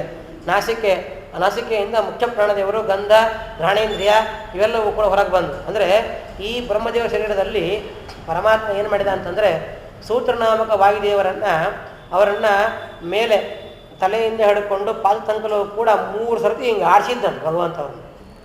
ಆಡಿಸಿದಾಗ ಅವರಿಗೆ ಒಂದೊಂದೇ ಇಂದ್ರಿಯಗಳೆಲ್ಲವೂ ಕೂಡ ಏನಾಯಿತು, ದೇಹದಲ್ಲಿ ಹೊಡಿತಾ ಹೋಯಿತು. ಇದು ಈಗಷ್ಟೇ ಅಲ್ಲ, ಈ ಬ್ರಹ್ಮಾಂಡದ ಸೃಷ್ಟಿ ಅಷ್ಟೇ ಅಲ್ಲ, ಒಳಗೆ ಪಿಂಡ ಇರ್ತದಲ್ಲ ಹೊಟ್ಟೆ ಒಳಗೆ ಗರ್ಭದಲ್ಲಿ, ಅದಕ್ಕೂ ಕೂಡ ಹೀಗೆ ಆಗ್ತದೆ ಅಂತ ಹೇಳ್ತಾರೆ. ಗರ್ಭಧಾರಣೆ ಆದಮೇಲೆ ಅದು ಮೊದಲಿಗೆ ಪಿಂಡ ಆಗಿರ್ತದೆ. ಆ ಪಿಂಡ ಆದಮೇಲೆ ಅದು ಕೈ ಕಾಲು ಮೂಗೆಲ್ಲ ಮೂಡಬೇಕಾದ್ರೆ ಅಲ್ಲಿ ವಾಯುದೇವರ ಸಂಚಾರ ಆಗಬೇಕು. ಆ ವಾಯುದೇವರ ಸಂಚಾರ ಆಗಿ ಗರ್ಭ ಪ್ರಸೂತಿ ವಾಯು ಅಂತ ಈ ರೀತಿಯಾಗಿ ಒಂದು ಉಳ್ಕೊಂಡ್ಬಿಡ್ತದೆ ಹೊಟ್ಟೆ ಒಳಗೆ ಭಾಗದಲ್ಲಿ. ಅದು ಪ್ರಸೂತಿ ಕಾಲ 6 ತಿಂಗಳಿಗೆಲ್ಲ ಮುಗಿದು ಹೋಗ್ತದೆ ವ್ಯಾಪಾರ. 6 ತಿಂಗಳಾದ್ಮೇಲೆ ಅದು ಈ ಕಡೆಯಿಂದ ಆ ಕಡೆ ಎಳೆದಾಡ್ತಿರ್ತದೆ ಮಗುವನ್ನು. ಕಡೆಗೆ ಯಾವಾಗ ಪ್ರಸೂತಿ ಕಾಲ ಬರ್ತದೋ ಆವಾಗ ಆ ಪ್ರಸೂತಿ ವಾಯು ಅದು ಹೊರಗೆ ಆಗ್ತದೆ ಮಗುವನ್ನು ದಪ್ತು. ಈ ರೀತಿಯಾಗಿ ಪ್ರತಿಯೊಂದು ಸೃಷ್ಟಿಯಲ್ಲೂ ಕೂಡ ಹೀಗೆ ಆಗ್ತದೆ. ಬ್ರಹ್ಮಾಂಡದ ಆದಿಯಲ್ಲೂ ಕೂಡ ಹೀಗೆ ಸೃಷ್ಟಿ ಭಗವಂತ ಮಾಡಿದ್ದಾನೆ. ಆ ವಾಯುದೇವರು ಸಂಚಾರ ಮಾಡಿಸಿದ. ಆ ಬ್ರಹ್ಮದೇವರ ಶರೀರದಲ್ಲಿ ಅದು ಕುಕ್ಕುಡಾಂಡ ಆಕಾರ, ಮೊಟ್ಟೆ ಆಕಾರ ಇರ್ತದೆ ಬ್ರಹ್ಮದೇವರ ಶರೀರ ಎಂಬುದು. ಆಮೇಲೆ ಅದಕ್ಕೆಲ್ಲ ಕಣ್ಣು, ಕೈ, ಕಾಲು, ಮೂಗು ಬಂತು. ನೀವು ವಿಗ್ರಹ ಕೆತ್ತೋರ ಹತ್ರ ಹೋಗಿ ನೋಡ್ರಿ, ಒಂದು ವಿಗ್ರಹ ಮಾಡ್ಬೇಕಾದ್ರೆ ಒಂದು ಕಲ್ ತೊಗೋತ ನಾನು, ಕಲ್ ತೊಗೊಂಡು ಮೊಟ್ಟೆ ಆಕಾರದ ಬಂದು ಕಿತ್ತೋದ ನಾನು, ಕಿತ್ಕೊಂಡು ಆಮೇಲೆ ಅದಕ್ಕೆ ಅಳತೆ ಇಟ್ಕೊಂಡು ಯಾವ ಇಂಚಿ ಬೇಕೋ ಆ ಅಳತೆ ಇಟ್ಕೊಂಡು ಅದಕ್ಕೆ ಗಿರಿಗೆ ಹಾಕೊಂಡು ಮಾತು ಹಾಕ್ಕೊಂಡು ಆಮೇಲೆ ಎಲ್ಲ ಮೂಗು ಕಣ್ಣು ಚಿತ್ರ ಮಾಡ್ತಾ ಬರ್ತಾನೆ. ಈ ರೀತಿಯಾಗಿ ಚಿತ್ರ ಮಾಡಬೇಕು ಅಂತ ಮೊದಲು ಹೇಳ್ಕೊಟ್ಟ ಕಲೆಗಾರನ ಪರಮಾತ್ಮ. ಈ ಬ್ರಹ್ಮಾಂಡದಲ್ಲಿ ಬ್ರಹ್ಮದೇವರನ್ನ ಇಟ್ಟು ಅವ್ರಿಗೆ ಎಲ್ಲೆಲ್ಲಿ ಏನೇನು ಇಡಬೇಕು ಅದನ್ನಿಟ್ಟು ಭಗವಂತ ಅದನ್ನು ಸೃಷ್ಟಿ ಮಾಡ್ತಾ ಇದ್ದಾನೆ. ಮುಖದಿಂದ ವಾಗ್ವ್ಯಾಪಾರ, ಅಗ್ನಿ ಮುಂತಾದನ್ನು ಸೃಷ್ಟಿ ಮಾಡಿದ, ಸಪ್ತಧಾತುಗಳನ್ನು ಸೃಷ್ಟಿ ಮಾಡಿದ, ಜಿಹ್ವೆಯಿಂದ ಹವ್ಯಕವ ಸೃಷ್ಟಿ ಮಾಡಿದ, ನಾಸಿಕಾಯಿಂದ ವಾಯುಗಳನ್ನು ಸೃಷ್ಟಿ ಮಾಡಿದ, ಗಂಧ ಗಣೇಂದ್ರಿಯ ಸೃಷ್ಟಿ ಮಾಡಿದ, ಔಷಧಿ ಸೃಷ್ಟಿ ಮಾಡ್ತಾ ಇದ್ದಾನೆ, ಅಶ್ವಿನಿ ಸೃಷ್ಟಿ ಮಾಡ್ತಾ ಇದ್ದಾನೆ ನಾಸಿಕೆಯಿಂದ. ನೇತ್ರದಿಂದ ಭಗವಂತ ರೂಪವನ್ನು, ತೇಜಸ್ಸನ್ನು, ದ್ಯುಲೋಕವನ್ನು, ಸೂರ್ಯನನ್ನು ಸೃಷ್ಟಿ ಮಾಡ್ತಾ ಇದ್ದಾನೆ. ಕರ್ಣದಿಂದ ಶಬ್ದವನ್ನು, ಆಕಾಶವನ್ನು ಮತ್ತು ಪ್ರಾಣಗಣಗಳನ್ನು ಸೃಷ್ಟಿ ಮಾಡ್ತಾ ಇದ್ದಾನೆ. ಶ್ರವಣೇಂದ್ರಿಯದಿಂದ ಸೋಮ ಎಂಬುವಂತಹ ದೇವತ, ಚಂದ್ರ ಎಂಬ ದೇವತ, ಆಮೇಲೆ ಅನೇಕ ದಿಕ್ಕುಗಳು, 8 ದಿಕ್ಕುಗಳು, ಉಪದಿಕ್ಕುಗಳು, ಶಾಸ್ತ್ರ, ಅನೇಕ ಕ್ಷೇತ್ರಪಾಲನ್ನು ಸೃಷ್ಟಿ ಮಾಡಿದ. ತ್ವಕ್ತಿಯಿಂದ ಸ್ಪರ್ಶ, ಸರ್ವಜ್ಞರಾಗಿರ್ತಕ್ಕಂಥ ವಾಯುದೇವರನ್ನು ಮತ್ತೆ ಸೃಷ್ಟಿ ಮಾಡ್ತಾ ಇದ್ದಾನೆ. ರೋಮದಿಂದ ಪಲಾಶ, ಪಿಪ್ಪಲ ಮುಂತಾದ ಹವನೀಯ ದ್ರವ್ಯಗಳು ಅವುಗಳನ್ನು ಸೃಷ್ಟಿ ಮಾಡ್ತಾ ಇದ್ದಾನೆ. ಆ ಭಗವಂತ ಕೇಶದಿಂದ ಮೇಘಮಂಡಲ ಸೃಷ್ಟಿ ಮಾಡಿದ. ಆ ಬ್ರಹ್ಮದೇವರ ಮೀಸೆಯಿಂದ ಭಗವಂತ ಮಿಂಚು ಸೃಷ್ಟಿ ಮಾಡಿದ್ದಂತೆ. ಆ ಮೀಸೆಯಿಂದ ನಖಗಳಿಂದ ಶಿಲಾ ಮುಂತಾದಗಳನ್ನು ಸೃಷ್ಟಿ ಮಾಡ್ತಾ ಇದ್ದಾನೆ. ಬಾಹುಗಳಿಂದ ಲೋಕಪಾಲರನ್ನು ಸೃಷ್ಟಿ ಮಾಡಿದ. ಆ ಭಗವಂತ ಪಾದ ವಿಕ್ಷೇಪ ಮಾಡೋದ್ರಿಂದ ಭೂಲೋಕ, ಉಪರ್ಲೋಕ, ಸ್ವರ್ಗಲೋಕ ಇವುಗಳಿಗೆ ಬೇಕಾಗಿರುವಂಥ ಕ್ಷೇಮ ಮತ್ತು ಇವುಗಳಿಂದ ಆಗುವಂಥ ಮೋಕ್ಷ ಅದನ್ನು ಸೃಷ್ಟಿ ಮಾಡ್ತಾ ಇದ್ದಾನೆ. ಬ್ರಹ್ಮದೇವರ ಶಿಷ್ಣದಿಂದ ಪರ್ಜನ್ಯವನ್ನು, ಜಲವನ್ನು, ವೀರ್ಯವನ್ನು, ದಕ್ಷಪ್ರಯೋಗ ಸೃಷ್ಟಿ ಮಾಡಿದ. ಭಗವಂತನ ಆ ಬ್ರಹ್ಮದೇವರ ಉಪಸ್ಥಿತಿಯಿಂದ ಭಗವಂತ ಮೈಥುನ ಕ್ರಿಯೆಯನ್ನು ಸೃಷ್ಟಿ ಮಾಡಿದ. ಅಲ್ಲಿ ಪ್ರಜನನ ಸುಖವನ್ನು ಭಗವಂತ ಇಟ್ಟಿದ್ದಾನೆ. ಪಾಯುಂದ್ರಿಯದಿಂದ ಪಾಯುಂದ್ರಿಯ, ಮಿತ್ರ, ಪರಿಮೋಕ್ಷ ವ್ಯಾಪಾರ, ಯಮದೇವರು, ಹಿಂಸಾ, ನಿರ್ವೃತಿ, ಮೃತ್ಯು, ನರಕ ಮುಂತಾದವುಗಳನ್ನು ಭಗವಂತ ಸೃಷ್ಟಿ ಮಾಡಿದ್ದಾನೆ. ಅವನ ನಾಡಿಯಿಂದ ನದಿಗಳನ್ನು ಸೃಷ್ಟಿ ಮಾಡಿದ. ಆ ನದಿಗಳಲ್ಲಿ ಮೂರು ನದಿ ಅತ್ಯಂತ ಪ್ರಧಾನವಾದದ್ದು. ಅದು ಬೃಹಸ್ಪತಿ ಎಂಬುವಂಥ ಬ್ರಹ್ಮನಾಡಿ ಇದೆ. ಆ ಬ್ರಹ್ಮನಾಡಿಯಿಂದ ಸುಷುಮ್ನ ನಾಡಿ ಅಂತ ಕರೀತಾರೆ ಅದಕ್ಕೆ. ಅದರಿಂದ ಸರಸ್ವತಿ ಎಂಬುವಂಥ ನದಿ ಸೃಷ್ಟಿಯಾಯಿತು. ರುದ್ರನಾಡಿಗೆ ಅಹಂ ನಾಡಿ ಅಂತ ಕರೀತಾರೆ ಅದಕ್ಕೆ. ಅದು ಇಡನಾಡಿ, ಎಡನಾಡಿ ಅಂತ ಆಯಿತು. ಆಮೇಲೆ ಈ ರೀತಿಯಾಗಿ ರುದ್ರನಾಡಿ ಮತ್ತು ಬೃಹಸ್ಪತಿ ನಾಡಿ ಅಂತ ಇಡನಾಡಿ, ಪಿಂಗ್ಲನಾಡಿ, ಸಪ್ತನಾಡಿ ಅಂತ ಈ ರೀತಿಯಾಗಿ ಕರೀತಾರೆ ಅದಕ್ಕೆ. ಸಪ್ತನಾಡಿಗೆ ಅದಕ್ಕೆ ಬ್ರಹ್ಮದೇವರ ಅಧಿಪತಿ, ಬ್ರಹ್ಮನಾಡಿಗೆ ಬೃಹಸ್ಪತಿ, ಈ ಕಡೆ ಬ್ರಹ್ಮದೇವರು, ಆ ಕಡೆ ರುದ್ರದೇವರು. ಈ ರೀತಿಯಾಗಿ 3 ನಾಡಿಯನ್ನು ಇಟ್ಟ ಭಗವಂತ. ಆ 3 ನಾಡಿನಿಟ್ಟು 3 ನಾಡಿಯಿಂದ ಉತ್ಕ್ರಾಂತಿಯನ್ನು ಹೇಳಿದ್ದಾನೆ. ಇದಾದಮೇಲೆ ಅಸ್ಥಿ ಭಗವಂತ ಈ ಬೆಟ್ಟಗಳನ್ನು ಸೃಷ್ಟಿ ಮಾಡಿದ ಆ ಬ್ರಹ್ಮದೇವರ ದೇಹದಲ್ಲಿ. ಆಮೇಲೆ ಉದರದಲ್ಲಿ ಮೂಲ ಪ್ರಕೃತಿ, ಮುದ್ರಾದಿ ರಸಗಳು, ಸಮುದ್ರ, ಜೀವರ ಸಂಹಾರ ಕ್ರಿಯೆ ಅಲ್ಲಿಂದ ಆರಂಭ ಆಗ್ತದೆ. ಜೀವ ಅಲ್ಲಿಂದನೇ ಮೇಲೆ ಬರ್ತಾನೆ, ಮೇಲೆ ಬರೋ ಸಾತ್ವಿಕರಿಗೆ. ಅದರಲ್ಲಿ ತಾಮಸಿಕರಿಗೆಲ್ಲ ಭಗವಂತ ನಾಭಿಯಿಂದ ಅಥವಾ ಗುಣದ್ವಾರದಿಂದ ಅಲ್ಲಿಂದ ಜೀವನ ಕಳಿಸಿಬಿಡ್ತಾನೆ. ಸಾತ್ವಿಕರಿದ್ದವರಿಗೆ, ರಾಜಸರಿದ್ದವರಿಗೆ ಮಾತ್ರ ಮೇಲೆ ತರ್ತಾನೆ. ರಾಜಸರನ್ನು ಬಾಯಿಂದ ಕಳಿಸಿಬಿಡ್ತಾನೆ. ಸಾತ್ವಿಕರನ್ನು ಮಾತ್ರ ಭಗವಂತ ಈ ಮೂಗಿನ ಹೊರಳೆಯಿಂದ, ಕಣ್ಣಿನಿಂದ, ಕಿವಿಯಿಂದ ಕರ್ಕೊಂಡು ಹೋಗ್ತಾನೆ. ಹತ್ರ ಎಷ್ಟೆಷ್ಟು ಇದ್ದವರು ಅಷ್ಟು, ತಲೆಗೆ ಹತ್ತಿರ ಇದ್ದವರು ಅಷ್ಟು ಸಾಧನ ಆಗಿರ್ತದೆ ಅವರಿಗೆ. ಮೂಗಿನಿಂದ ಹೋದವರಿಗೆ ಕಮ್ಮಿ, ಕಣ್ಣಿಗೆ ಅದಕ್ಕಿಂತ ಜಾಸ್ತಿ, ಕಿವಿಯಿಂದ ಹೋದವರಿಗೆ ಅದಕ್ಕಿಂತ ಜಾಸ್ತಿ. ಅದು ಬಿಟ್ಟರೆ ನೆಕ್ಸ್ಟ್ ಬ್ರಹ್ಮಾಂಡದಿಂದ ಹೋದವರಿಗೆ ಸಾಧನ ಅಂತ ಈ ರೀತಿಯಾಗಿ ಸಾಧನ ಭಗವಂತ ಸಂಹಾರ ಕ್ರಿಯೇಟ್ ಇದ್ದಾನೆ. ಇದಾದ ಮೇಲೆ ಹೃದಯದಿಂದ ಭಗವಂತ ಮನಸ್ಸನ್ನು, ರುದ್ರದೇವರನ್ನ, ಧರ್ಮ, ಸನಕಾದಿಗಳನ್ನು ಸೃಷ್ಟಿ ಮಾಡಿದ. ನಾರದರನ್ನು ಸೃಷ್ಟಿ ಮಾಡಿದ. ಚತುರ್ಮುಖ ಬ್ರಹ್ಮದೇವರು ಅಲ್ಲೂ ಕೂಡ ಸೃಷ್ಟಿಯಾಗಿ ಬಂದಿದ್ದಾರೆ. ಮತ್ತೆ ಮಧ್ಯದೇವ ಸರಸ್ವತಿ ದೇವಿಯನ್ನು ಸೃಷ್ಟಿ ಮಾಡಿದ. ವಿಜ್ಞಾನ ತತ್ವಕ್ಕೆ ಅಭಿಮಾನಿಯಾಗಿರ್ತಕ್ಕಂತಹ ಭಗವಂತ ಸರಸ್ವತಿ ದೇವಿಯನ್ನು ಸೃಷ್ಟಿ ಮಾಡಿ ತಾನೇ ಮುಕ್ತಾಮುಕ್ತ ಪ್ರಭುವಾಗಿ ಭಗವಂತ ನಿಂತ್ಕೊಂಡಿದ್ದಾನೆ. ನಿಂತ್ಕೊಂಡ ಮೇಲೆ ಬ್ರಹ್ಮದೇವರ ತಲೆ ಮೇಲೆ ಭಗವಂತ 3 ಲೋಕ ಸೃಷ್ಟಿ ಮಾಡಿದ್ನಂತ. ಅದೇ ಅಮೃತ ಅನಂತಾಸನ ಅಂತ. ಅಲ್ಲಿ ಭಗವಂತನ ಅನಂತ ಎಂಬ ಒಂದು ರೂಪ ಇದೆ. ಆಮೇಲೆ 3 ಕ್ಷಮ ವೈಕುಂಠ ಅಂತಿದೆ ಇನ್ನೊಂದು ರೂಪ. ಅಲ್ಲಿ ಭಗವಂತನ ವೈಕುಂಠ ಎಂಬ ಒಂದು ರೂಪ ಇದೆ. ಭಗವಂತನ ವಿಕಾರ ಇಲ್ಲದೆ ಇರತಕ್ಕಂಥ ರೂಪ. ಕುಂಠ ಅಂದರೆ ವಿಕಾರಗಳು, ವೈಕುಂಠ ಅಂದರೆ ಕುಂಠ ಇಲ್ಲದೆ ಇರುವಂಥ ರೂಪಗಳು ಅಂತ ಅರ್ಥ. ಅದು ಹೆಚ್ಚಾಗಿ ವಿಕಾರಗಳು ಯಾವತ್ತೂ ಕೂಡ ಬರ್ಲಿಕ್ಕೆ ಸಾಧ್ಯ ಇಲ್ಲ. ನಮಗಾರು ಒಂದು ಕಡೆ ಬರ್ತದೆ, ಅದಕ್ಕೆ ವೈಕುಂಠ ಅಂತ ಕರೆದ್ರೆ ಒಂದು ಕಡೆ ಬಂದಿರಬಹುದು ಸಂಖ್ಯೆ ಬರ್ತದೆ. ವೈ ಅಂತ ಹೇಗೆ ಹಾಕಿಬಿಟ್ರೆ ಯಾವತ್ತೂ ಬಂದೇ ಇಲ್ಲ ವಿಕಾರ ಅವನಿಗೆ ಅಂತ. ಅಂತಹ ಭಗವಂತ ವೈಕುಂಠ ಎಂಬ ರೂಪದಿಂದ ಭಗವಂತನಿದ್ದಾನೆ. ಅದಕ್ಕೆ ಕ್ಷೇಮ ಅಂತ ರೀತಿಯಾಗಿ ಹೆಸರು ಅದಕ್ಕೆ. ಆಮೇಲೆ ಅಭಯ ಅಂತ ರೀತಿಯಾಗಿ ಇನ್ನೊಂದು ಲೋಕ ಇದೆ, ಶಿವದೀಪ ಅಂತ ಕರೀತಾರೆ ಅದಕ್ಕೆ. ಅಲ್ಲಿ ಭಗವಂತನ ವಾಸುದೇವ ಎಂಬುವಂಥ ರೂಪ ಇದೆ. ಈ ರೀತಿಯಾಗಿ ಭಗವಂತ ಬ್ರಹ್ಮಾಂಡ ನಿರ್ಮಾಣವನ್ನು ಮಾಡಿ ಬ್ರಹ್ಮದೇವರ ದೇಹವನ್ನು ಇಟ್ಟು ಅಲ್ಲಿ ಲೋಕಗಳನ್ನು ಸೃಷ್ಟಿ ಮಾಡಿ ದೇವಗಳನ್ನು ಸೃಷ್ಟಿ ಮಾಡಿ ಈ ರೀತಿಯಾಗಿ ಭಗವಂತ ಮಾಡುತ್ತಿದ್ದಾನೆ ಅಂತ ಕೇಳಿದ ಮೇಲೆ ಬ್ರಹ್ಮದೇವರು ಮುಂದುವರಿತಾ ನಾರದರಿಗೆ ಅಂತಾರಂತೆ, ನೋಡು ಭಗವಂತನ ಅವತಾರಗಳ ಬಗ್ಗೆ ಹೇಳ್ತೀನಿ ಕೇಳು ಅಂತ ಹೇಳ್ತಾರೆ. ಮೊದಲನೇ ಭಗವಂತನ ವರಾಹ ಅವತಾರ ಮಾಡಿದ, ಆಮೇಲೆ ಯಜ್ಞ ಅವತಾರ ಮಾಡಿದ, ಕಪಿಲ ಅವತಾರ ಮಾಡಿದ, ದತ್ತಾವತಾರ, ಕುಮಾರ ಅವತಾರ, ಹರಿ ಅವತಾರ, ಕೃಷ್ಣ, ನಾರಾಯಣ, ವಾಸುದೇವ, ಪೃಥು, ಋಷಭ, ಹಯಗ್ರೀವ, ಮತ್ಸ್ಯ, ಕೂರ್ಮ, ನರಸಿಂಹ, ತಾಪಸಮನು, ವಾಮನ, ಮಹಿದಾಸ, ರಾಜೇಶ್ವರ, ಧನ್ವಂತರಿ, ಭಾರ್ಗವ, ರಾಮಚಂದ್ರ, ಕೃಷ್ಣ, ವೇದವ್ಯಾಸ, ಬುದ್ಧ, ಕಲ್ಕಿ. ಇದರಲ್ಲೆಲ್ಲ ರಾಜರೇಶ್ವರ ರೂಪ, ಪೃಥು, ನರ ಇವುಗಳು ಆಯುಕ್ತ ರೂಪಗಳು ತಿಳ್ಕೊಳ್ಬೇಕು. ಬಾಕಿ ಎಲ್ಲವೂ ಕೂಡ ಸಾಕ್ಷಾತ್ ರೂಪಗಳು ಅಂತ ರೀತಿಯಾಗಿ ಬ್ರಹ್ಮದೇವರು ಇಷ್ಟು ಆ ರೂಪಗಳ ಬಗ್ಗೆ ಹೇಳಿದರು. ಇದಾದ ಮೇಲೆ ಇನ್ನು ಭಗವಂತನ ಭಿನ್ನಾಂಶಗಳು, ಈ ಸ್ವರೂಪಾಂಶಗಳ ಬಗ್ಗೆ ಆಯ್ತು. ಅವನ ಪ್ರತಿಬಿಂಬ, ಆ ಭಿನ್ನಾಂಶಗಳು ಅದರ ಬಗ್ಗೆ ಹೇಳ್ತಾರೆ. ಮೊದಲನೇ ಭಗವಂತ ಪ್ರತಿಬಿಂಬ ಯಾರು? ಬ್ರಹ್ಮದೇವರು. ಆಮೇಲೆ ಯಾರು? ವಾಯುದೇವರು ಅಂತ. ಬ್ರಹ್ಮದೇವ ವಾಯುದೇವರು ಭಗವಂತನ ಶ್ರೀದೇವಿ ಆದ್ಮೇಲೆ ಪ್ರತಿಬಿಂಬ ಇರೋ ಜೀವರಲ್ಲಿ ಇರೋರು ಇವರಿಬ್ಬರೇ ಮೊದಲು. ಲಕ್ಷ್ಮೀದೇವಿ ನಿತ್ಯ ಮುಕ್ತಳಾದ್ದರಿಂದ ಆಕೆ ಪ್ರತಿಬಿಂಬ ಲೆಕ್ಕದಲ್ಲಿ ಆಕೆಯನ್ನು ತಗೋಬಾರದು. ಜೀವಗಣದಲ್ಲಿ ಬಂದಾಗ ಆಕೆ ಲೆಕ್ಕ ಸೇರಿಸಬಾರದು. ಆಕೆ ಈಶ ಕೊಡಿ ಪ್ರವಿಷ್ಟಳು ಅಂತ ರೀತಿ ಬಿಟ್ಟು ಬಿಡ್ತಾರೆ ಅವನು. ಅವ್ರನ್ನ ಬಿಟ್ಟರೆ ಬಿಂಬಗಳನ್ನು ತಗೊಳ್ಬೇಕು ಅಂತಂದರೆ ಮೊದಲನೇ ದೇವರೇ ಯಾರು? ಬ್ರಹ್ಮದೇವರು ಮತ್ತು ವಾಯುದೇವರು. ಇವರೇ ಆಭಾಸಕೋಶ ಕವನಃ ಭವನೋಸ್ಯ ರುದ್ರ ಅಂತ ರೀತಿಯಾಗಿ ಆ ಭಗವಂತ ಬಿಂಬ ಪ್ರತಿಬಿಂಬ ಭಿನ್ನಾಂಶರು ತಿಳ್ಕೊಳ್ಬೇಕು. ಅಷ್ಟೇ ಅಲ್ಲ, ಅನೇಕ ಜನ ಭಗವಂತನ ಭಿನ್ನಾಂಶರಿದ್ದಾರೆ. ಬ್ರಹ್ಮದೇವರು, ಹನುಮಂತ ದೇವರು, ರುದ್ರದೇವರು, ನಾರದರು, ಪ್ರಹ್ಲಾದ ರಾಜ, ಮನುಮಹಾರಾಜ, ಸ್ವರೂಪಾದೇವಿ, ಪ್ರಿಯವ್ರತ, ಉತ್ತಾನಪಾದ, ಪ್ರಾಚೀನ ಪರಿಹಿ, ಋಭು, ಅಂಗರಾಜ, ಧ್ರುವ, ಇಕ್ಷ್ವಾಕು, ಪುರೂರವ, ಮುಚುಕುಂದ, ಜನಕ, ಗಾದಿ, ರಘು, ಅಂಬರೀಷ, ಸಗರ, ಗಯ, ಯಾತಿ, ಮಂಧಾತ, ಅದರ್ಕ, ಶತಧನ್ವ, ರಂಜಿದೇವ, ಭೀಷ್ಮ, ಬಲಿ, ಅಮೂರ್ತರಾಯ, ದಿಲೀಪ, ಸೌಭರಿ, ಉದಂಕ, ಶಿಬಿ, ದೇವರ, ಪಿಪ್ಪಲಾದ, ಸರಸ್ವತ, ಉದ್ಧವ, ಪರಾಶರ, ಪುರುಷೇಣ, ವಿಭೀಷಣ, ಪಾರ್ಥ, ಅಟಿಷೇಣ, ವಿದುರ, ಶುತದೇವ, ಯಮ, ಶೌನಕ, ಆಲ್ಬ್ಯ, ರುಕ್ಮಾಂಗದ, ವಸಿಷ್ಠ ಇವರೆಲ್ಲರೂ ಕೂಡ ಭಗವಂತನ ಈ ಭಿನ್ನಾಂಶಗಳು ಅಂತ ತಿಳ್ಕೊಂಡು ಭಿನ್ನ ವಿಭೂತಿಗಳು. ಇದಾದ ಮೇಲೆ ಭಗವಂತನ ಕಾಲರೂಪಗಳ ಬಗ್ಗೆ ಹೇಳ್ತಾರೆ. ಸ್ಥಾವರ ಜಂಗಮ ಅಂತ ಆದಮೇಲೆ ಭಗವಂತನ ಅಣುಕಾಲ, ಮಹತ್ಕಾಲ, ಮತ್ತು ಭಗವಂತ ಸ್ವಭಾವ, ಜೀವರಾಶಿಗಳ ಒಂದು ಸ್ವಭಾವ ಅಂತಿದೆ, ಅದು ಕೂಡ ಭಗವಂತನ ಹೃದಯದಲ್ಲಿ ಇರತಕ್ಕಂಥದ್ದು. ಆಮೇಲೆ ಎಲ್ಲರ ಜೀವರಾಶಿಗಳ ಒಂದು ಪ್ರಾಣ, ಪ್ರಕೃತಿ, ಪಂಚಭೂತಗಳು ಎಲ್ಲವೂ ಕೂಡ ಭಗವದ್ಗೀತೆಯಲ್ಲಿ ಇರತಕ್ಕಂಥದ್ದು. ಸತ್ವರ ಸ್ತಮೋಗುಣಗಳು, ದಶೇಂದ್ರಿಯಗಳು ಇವೆಲ್ಲವೂ ಕೂಡ ಭಗವದೀನ. ಕಡೆಗೆ ಅಷ್ಟೇ ಯಾಕೆ ನಾನು, ವಾಯು, ರುದ್ರ, ಗರುಡ, ಶೇಷ, ಇಂದ್ರ ಎಲ್ಲರೂ ಕೂಡ ಭಗವದೀನ ಅಂತ ರೀತಿಯಾಗಿ ಆ ಭಗವಂತನ ಅಧೀನತ್ವವನ್ನು ಸ್ಥಾಪನೆ ಮಾಡಿ ಅನಂತರ ಮುಂದೆ ಹೇಳ್ತಾರೆ, ಭಗವಂತ ಈ ಬ್ರಹ್ಮಾಂಡದಲ್ಲಿ ಒಬ್ಬೊಬ್ಬರನ್ನು ಸೃಷ್ಟಿ ಮಾಡಿದ್ದಾನೆ ವಿಭೂತಿ ರೂಪ ಇಟ್ಟು ಮುಖ್ಯವಾಗಿ. ಅವರನ್ನು ಹೇಳ್ತೀನಿ ಕೇಳುವಂಥ ರೀತಿಯಾಗಿ ಹೇಳ್ತಾರೆ. ದಕ್ಷ ಪ್ರಜಾಪತಿ ಮುಂತಾದವರು ಪ್ರಜಾಪತಿಗಳು ಸೃಷ್ಟಿಯಾಗಿದ್ದಾರೆ. ನಾರದ ಮುಂತಾದವರು ಪರಮಹಂಸರು ಸೃಷ್ಟಿಯಾಗಿದ್ದಾರೆ. ಸ್ವರ್ಗ ಮತ್ತು ಖಗಪಕ್ಷಿಗಳು, ಮನುಷ್ಯ, ಪಾತಾಳದ ಲೋಕಪಾಲಕರು ಅವರು ಕೂಡ ಭಗವಂತನಿಂದ ಸೃಷ್ಟಿಯಾಗಿರ್ತಕ್ಕಂಥವ್ರು. ವಿಶ್ವಾವಸು ಮುಂತಾದ ಗಂಧರ್ವರು, ಅಲ್ಲಿ ವಿಶ್ವಾವಸುವಿನಲ್ಲಿ ಭಗವಂತ ವಿಶೇಷ ಸಂಧಾನ ರೂಪ ಇದೆ. ಚಿತ್ರಕೇತು ಮುಂತಾದ ವಿದ್ಯಾಧರರು ಇದ್ದಾರೆ. ಪುಷ್ಪವಂತ ಮೊದಲ ಚಾರಣರಿದ್ದಾರೆ. ಯಕ್ಷರಲ್ಲಿ ಅತ್ಯಂತ ಶ್ರೇಷ್ಠ ಕುಬೇರ, ಅಲ್ಲಿ ಭಗವಂತನ ವಿಭೂತಿ ರೂಪ ಇದೆ. ಆಮೇಲೆ ರಕ್ಷರಲ್ಲಿ ಅತ್ಯಂತ ಪ್ರಧಾನ ನಿವೃತ್ತಿ, ಅವನಲ್ಲಿ ಭಗವಂತ ವಿಶೇಷ ರೂಪದಿಂದ ಭಗವಂತ ಇದ್ದಾನೆ. ಆಮೇಲೆ ಮೃಗಗಳಲ್ಲಿ ಅತ್ಯಂತ ಶ್ರೇಷ್ಠ ವಾಸುಕಿ, ಅಲ್ಲಿ ಭಗವಂತನ ವಿಭೂತಿ ರೂಪ ಇದೆ. ನಾಗಗಳಲ್ಲಿ ಅತ್ಯಂತ ಶ್ರೇಷ್ಠ ಅನಂತ ಶೇಷದೇವರು, ಅಲ್ಲಿ ಭಗವಂತನ ವಿಶೇಷ ವಿಭೂತಿ ರೂಪ ಇದೆ. ಪಿತೃಗಳಲ್ಲಿ ಅತ್ಯಂತ ಶ್ರೇಷ್ಠ ಯಮದೇವರು, ಅವರಲ್ಲಿ ಭಗವಂತ ರಾಮರೂಪದಿಂದ ಇದ್ದಾನೆ. ದೈತ್ಯರಲ್ಲಿ ಎಲ್ಲರಲ್ಲೂ ಶ್ರೇಷ್ಠ ಪ್ರಹ್ಲಾದರಾಜರು, ಅವರಲ್ಲಿ ಭಗವಂತ ಇದ್ದಾನೆ ವಿಶೇಷ ವಿಭೂತಿ ರೂಪದಿಂದ. ಸಿದ್ಧರಲ್ಲಿ ಎಲ್ಲರಲ್ಲೂ ಕೂಡ ಸನಕಾದಿಗಳು ಮುಖ್ಯ, ಅಲ್ಲಿ ಭಗವಂತ ವಿಶೇಷ ರೂಪದಿಂದ ಇದ್ದಾನೆ. ದಾನವರಲ್ಲಿ ಅತ್ಯಂತ ಮುಖ್ಯನಾದ ವೃಷಪರ್ವ ಎಂಬ ದಾನವ, ಅವನಲ್ಲಿ ಭಗವಂತನ ವಿಭೂತಿ ರೂಪ ಇದೆ. ಪ್ರೇತಗಳಲ್ಲಿ ಯಮದೇವರಿದ್ದಾರಲ್ಲ ಅವರೇ ಅತ್ಯಂತ ಪ್ರಧಾನ, ಅವರಲ್ಲಿ ಭಗವಂತ ವಿಭೂತಿ ರೂಪದಿಂದ ಇದ್ದಾನೆ. ಪಿಶಾಚಿಗಳ ರಾಜ ಘಂಟಾಕರ್ಣ ಅಂತ, ಅವನಲ್ಲಿ ಭಗವಂತನ ವಿಭೂತಿ ರೂಪ ಇದೆ.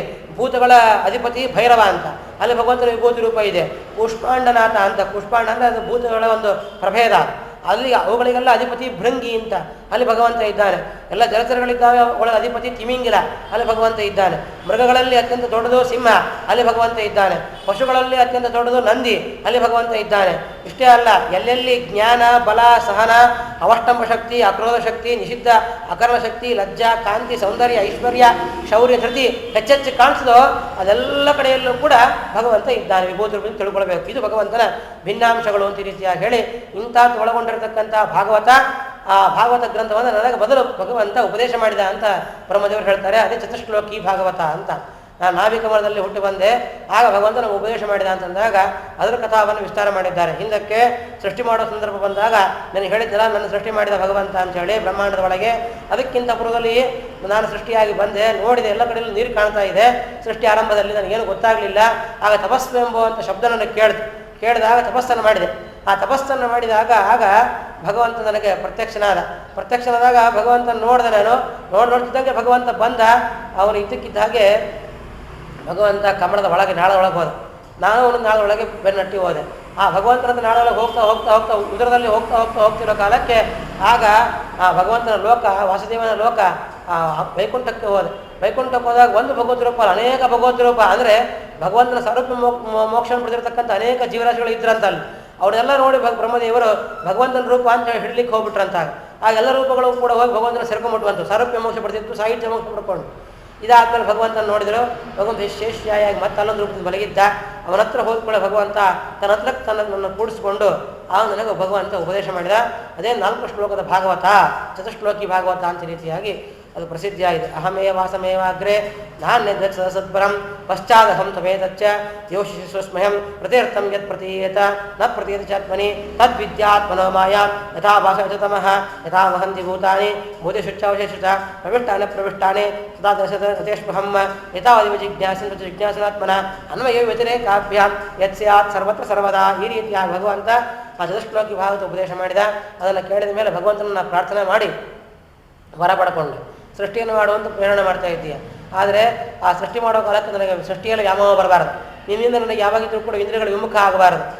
ಈ ರೀತಿಯ ನನ್ನ ವರವನ್ನು ಕೊಡು ಅಂತ ಕೇಳ್ಕೊಂಡು ಭಗವಂತ ವರವನ್ನು ಕೊಟ್ಟನಂತಾಗ ಯಾವಾಗಿದ್ರೂ ನನ್ನ ನಾಮಸ್ಮರಣೆ ನಿನಗೆ ತಪ್ಪೋದಿಲ್ಲ, ಇಂದ್ರಿಯಗಳು ಯಾವುದೂ ಕೂಡ ನನ್ನ ವಿಮುಖ ಆಗೋದಿಲ್ಲ, ಸೃಷ್ಟಿಯಲ್ಲಿ ನಿನಗೆ ವ್ಯಾಮೋಹ ಬರೋದಿಲ್ಲ. ಈ 3 ವರ ಕೊಟ್ಟ ಮೇಲೆ ಸೃಷ್ಟಿ ಆರಂಭ ಮಾಡಿದೆ ಅನ್ನೋ ಒಂದು ರೀತಿಯಾಗಿ ಅದು ಅವನ ಆಜ್ಞೆಯಿಂದ ಸೃಷ್ಟಿ ಆರಂಭ ಮಾಡಿದೆ ಅಂತ ಈ ರೀತಿಯಾಗಿ ಬ್ರಹ್ಮದೇವರು ಆ ಭಾಗವತವನ್ನು ನಾರದರಿಗೆ ಉಪದೇಶ ಮಾಡಿದ್ದಾರೆ. ಈ ಭಾಗವತ 4 ಶ್ಲೋಕದ ಭಾಗವತವೇ ಅದು ದಶಲಕ್ಷಣಿ ಭಾಗವತ ಅಂತ ಆಗ್ತದೆ. 10 ಲಕ್ಷಣ ಭಾಗವತ ಪುರಾಣಕ್ಕೆ. ಎಲ್ಲ ಪುರಾಣಕ್ಕೆ 5 ಲಕ್ಷಣ ಇದೆ, ಭಾಗವತಕ್ಕೆ ಮಾತ್ರ 10 ಲಕ್ಷಣ ಇದೆ ಅಂತ ಹೇಳ್ತಾರೆ. ಸರ್ಗಶ್ಚ ಪ್ರತಿಸರ್ಗಶ್ಚ ವಂಶೋ ಮನ್ವಂತರಾಣಿಚ. 5 ಲಕ್ಷಣಗಳು ಯಾವುದು ಅಂತಂದರೆ ಸರ್ಗ, ಪ್ರತಿಸರ್ಗ, ವಂಶ, ಮನ್ವಂತರ, ಮನ್ವಂತರೇಶಕತ, ಪುರಾಣಂ ಪಂಚಲಕ್ಷಣಂ ಅಂತ ರೀತಿಯಾಗಿರೋ 5 ಲಕ್ಷಣ ಎಲ್ಲ ಪುರಾಣಗಳಿಗೂ ಇರುವಂಥ. ಆದರೆ ಅತ್ರ ಈ ಭಾಗವತದಲ್ಲಿ ತಗೊಂಡಾಗ ಮಾತ್ರ ಅತ್ರ ಸರ್ಗೋ ವಿಸರ್ಗಶ್ಚ ಸ್ಥಾನಂ ಭೂಷಣ ಊತಯ ಮನ್ವಂತರೇಶಕತ ನಿರೋಧ ಮುಕ್ತಿರಾಶ್ರಯ ಅಂತ ರೀತಿಯಾಗಿ 10 ಲಕ್ಷಣ ಇದೆ ಅಂತ ಹೇಳ್ತಾರೆ. ಸರ್ಗ ಅಂದರೆ ಬ್ರಹ್ಮಾಂಡದ ಹೊರಗಿನ ಸೃಷ್ಟಿ ಎಂಬುವಂಥದ್ದು. ವಿಸರ್ಗ ಬ್ರಹ್ಮಾಂಡ ಒಳಗಿನ ಸೃಷ್ಟಿ. ಸ್ಥಾನ ಅಂದರೆ ಭಗವಂತ ಮಾಡಿರೋ ದುಷ್ಟರ ಶಿಕ್ಷಣ, ಶಿಷ್ಟರ ರಕ್ಷಣ. ಮತ್ತು ಪೋಷಣ ಅಂತಂದರೆ ಭಗವಂತನಿಂದ ಆದ ಅನುಗ್ರಹಗಳು ದೇವರಾಜ ಮುಂತಾದವರಿಗೆ. ಭೂತಿ ಅಂದರೆ ಕರ್ಮವಾಸನ ಎಲ್ಲರಿಗೆ ಹೇಗೆ ಬೆಳೀತೋ ಅದು. ಮನ್ವಂತರ ಅಂದರೆ ಧರ್ಮಾನುಷ್ಠಾನ ಮಾಡತಕ್ಕಂಥದ್ದು. ಈಶಕಥ ಭಗವಂತ ಮಾಡಿರ್ತಕ್ಕಂಥ ಅವಸರಗಳ ಕಥಾ. ನಿರೋಧ ಅಂದರೆ ಜಗತ್ತಿನ ಲಯ ಆಗುವಂಥದ್ದು. ಮುಕ್ತಿ ಅಂದರೆ ಮುಕ್ತಿರ ಹಿತ್ವ ಅಂತ ರಕುಲ ಸ್ವರೂಪಿನ ವ್ಯವಸ್ಥಿತಿ ಅಂತ ಲಿಂಗ ದೇಹ ಭಂಗ ಮಾಡುವಂಥದ್ದು. ಆಶ್ರಯ ಅಂದರೆ ಈ 9 ಯಾರಿಂದ ಆಗ್ತಾ ಇದೆಯೋ ಆ ಭಗವಂತನ ತಿಳ್ಕೊಳ್ಳೋದೇ ಆಶ್ರಯ ತಿಳ್ಕೊಳ್ಳೋದು ಅಂತ ರೀತಿಯಾಗಿ ಕರೀತಾರೆ. ಈ ರೀತಿಯಾಗಿ ನಿರೋಧ 10 ಲಕ್ಷಣ ಹೊಂದಿರತಕ್ಕಂತಹ ದಶಲಕ್ಷಣಿ ಭಾಗವತ ಅಂತ ರೀತಿಯಾಗಿದೆ ಅಂತ ಇಷ್ಟು ಹೇಳ್ತಾ ಈ ರೀತಿಯಾಗಿ 10 ಅಧ್ಯಾಯಗಳಲ್ಲಿ ಭಗವಂತನ ಈ ಮಹಿಮೆಯನ್ನು ವರ್ಣನ ಮಾಡಿರುವಂತಹ ದ್ವಿತೀಯ ಸ್ಕಂದ ಮುಗಿತು ಅಂತ ರೀತಿಯಾಗಿ ಅಂತಾರೆ. ಮುಂದೆ ಭಗವಂತನ ಸೃಷ್ಟ್ಯಾದಿ ವ್ಯಾಪಾರಗಳನ್ನು ಮೈತ್ರೇಯರು ವಿದುರರಿಗೆ ವರ್ಣನ ಮಾಡ್ತಾರೆ. ಅದರಿಂದ ಮುಂದೆ ಭಾಗವತ ಕಥಾವನ್ನು ಹೇಳ್ತಾರೆ ಶುಕಾಚಾರ್ಯರು ಹರಿಪರೀಕ್ಷಿತ ರಾಜನೇ. ಬ್ರಹ್ಮದೇವರ ಈ ಭಾಗವತ ಕೇಳಿ ನಾರದರು ಬಂದು ವೇದವ್ಯಾಸದೇವರು ಪ್ರಾರ್ಥನೆ ಮಾಡಿದರು. ವೇದವ್ಯಾಸದೇವರು ರಚನೆ ಮಾಡಿ ಯಾರಿಗೆ ಶುಕಾಚಾರ್ಯರಿಗೆ ಉಪದೇಶ ಮಾಡಿದ್ದಾರೆ.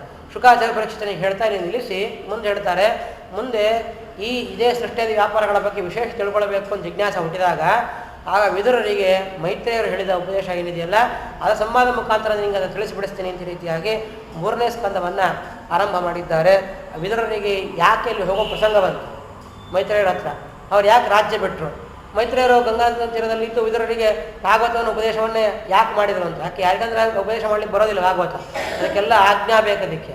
ಯಾಕೆ ಭಾಗವತ ಅಂಬೋದು ಬ್ರಹ್ಮವಿದ್ಯಾ, ಬ್ರಹ್ಮವಿದ್ಯಾಕ್ಕೆ ಆಜ್ಞೆ ಇದ್ದರೆ ಮಾತ್ರ ಹೇಳೋದಕ್ಕೆ ಹೇಳೋದು ಮಾಡಬೇಕು, ಇಲ್ಲ ಅಂದರೆ ಅದು ಫಲ ಕೊಡೋದಿಲ್ಲ. ಹಾಗಾಗಿ ಅವ್ರು ಹೇಗೆ ಹೇಳಲಿಕ್ಕೆ ಆರಂಭ ಮಾಡಿದರು, ಅವರಿಗೆ ಯಾರು ಉಪದೇಶ ಮಾಡಿದರು, ಏನು ಪರಂಪರ ಹೇಗೆ ಪ್ರಾಪ್ತವಾಗಿದೆ, ಇದೆಲ್ಲ ತಿಳಿಸ್ಕೊಡ್ಬೇಕು ಅಂತಂದಾಗ ಶುಕಾಚಾರ್ಯರು ಆ ವಿದುರನ ಹಸ್ತಿನಾಪುರ ತ್ಯಾಗ ಕಥೆಯಿಂದ ಆರಂಭಿಸಿಕೊಂಡು ಅವನು ಬಂದು ಮೈತ್ರಿಯರ ಹತ್ರ ಉಪದೇಶವನ್ನು ಕೇಳಿದಾಗ ಮೈತ್ರಿಯರು ಮಾಡಿದ ಉಪದೇಶದ ಸೃಷ್ಟಿಯ ವಿಸ್ತಾರವನ್ನು ಎಲ್ಲವನ್ನೂ ಕೂಡ ವಿವರಣೆಯನ್ನು ತಿಳಿಸಿಕೊಟ್ಟಿದ್ದಾರೆ. ಅದೆಲ್ಲವೂ ಕಥಾವನ್ನು ಮತ್ತೆ ಯಥಾಯೋಗ್ಯವಾಗಿ ನಾಳೆ ದಿವಸ ನೋಡೋಣ. ಶ್ರೀಕೃಷ್ಣಾರ್ಪಣಮಸ್ತು. ಹರಿಯೇ ನಮಃ. ಸ್ವಸ್ತಿ ಪ್ರಜಾಭ್ಯ ಪರಿಪಾಲಯಂತ ನ್ಯಾಯೇನ ಮಾರ್ಗೇಣ ಮಹಿಂ ಮಹೇಶಾಃ. ಓ ಬ್ರಾಹ್ಮಣೇಭ್ಯೋ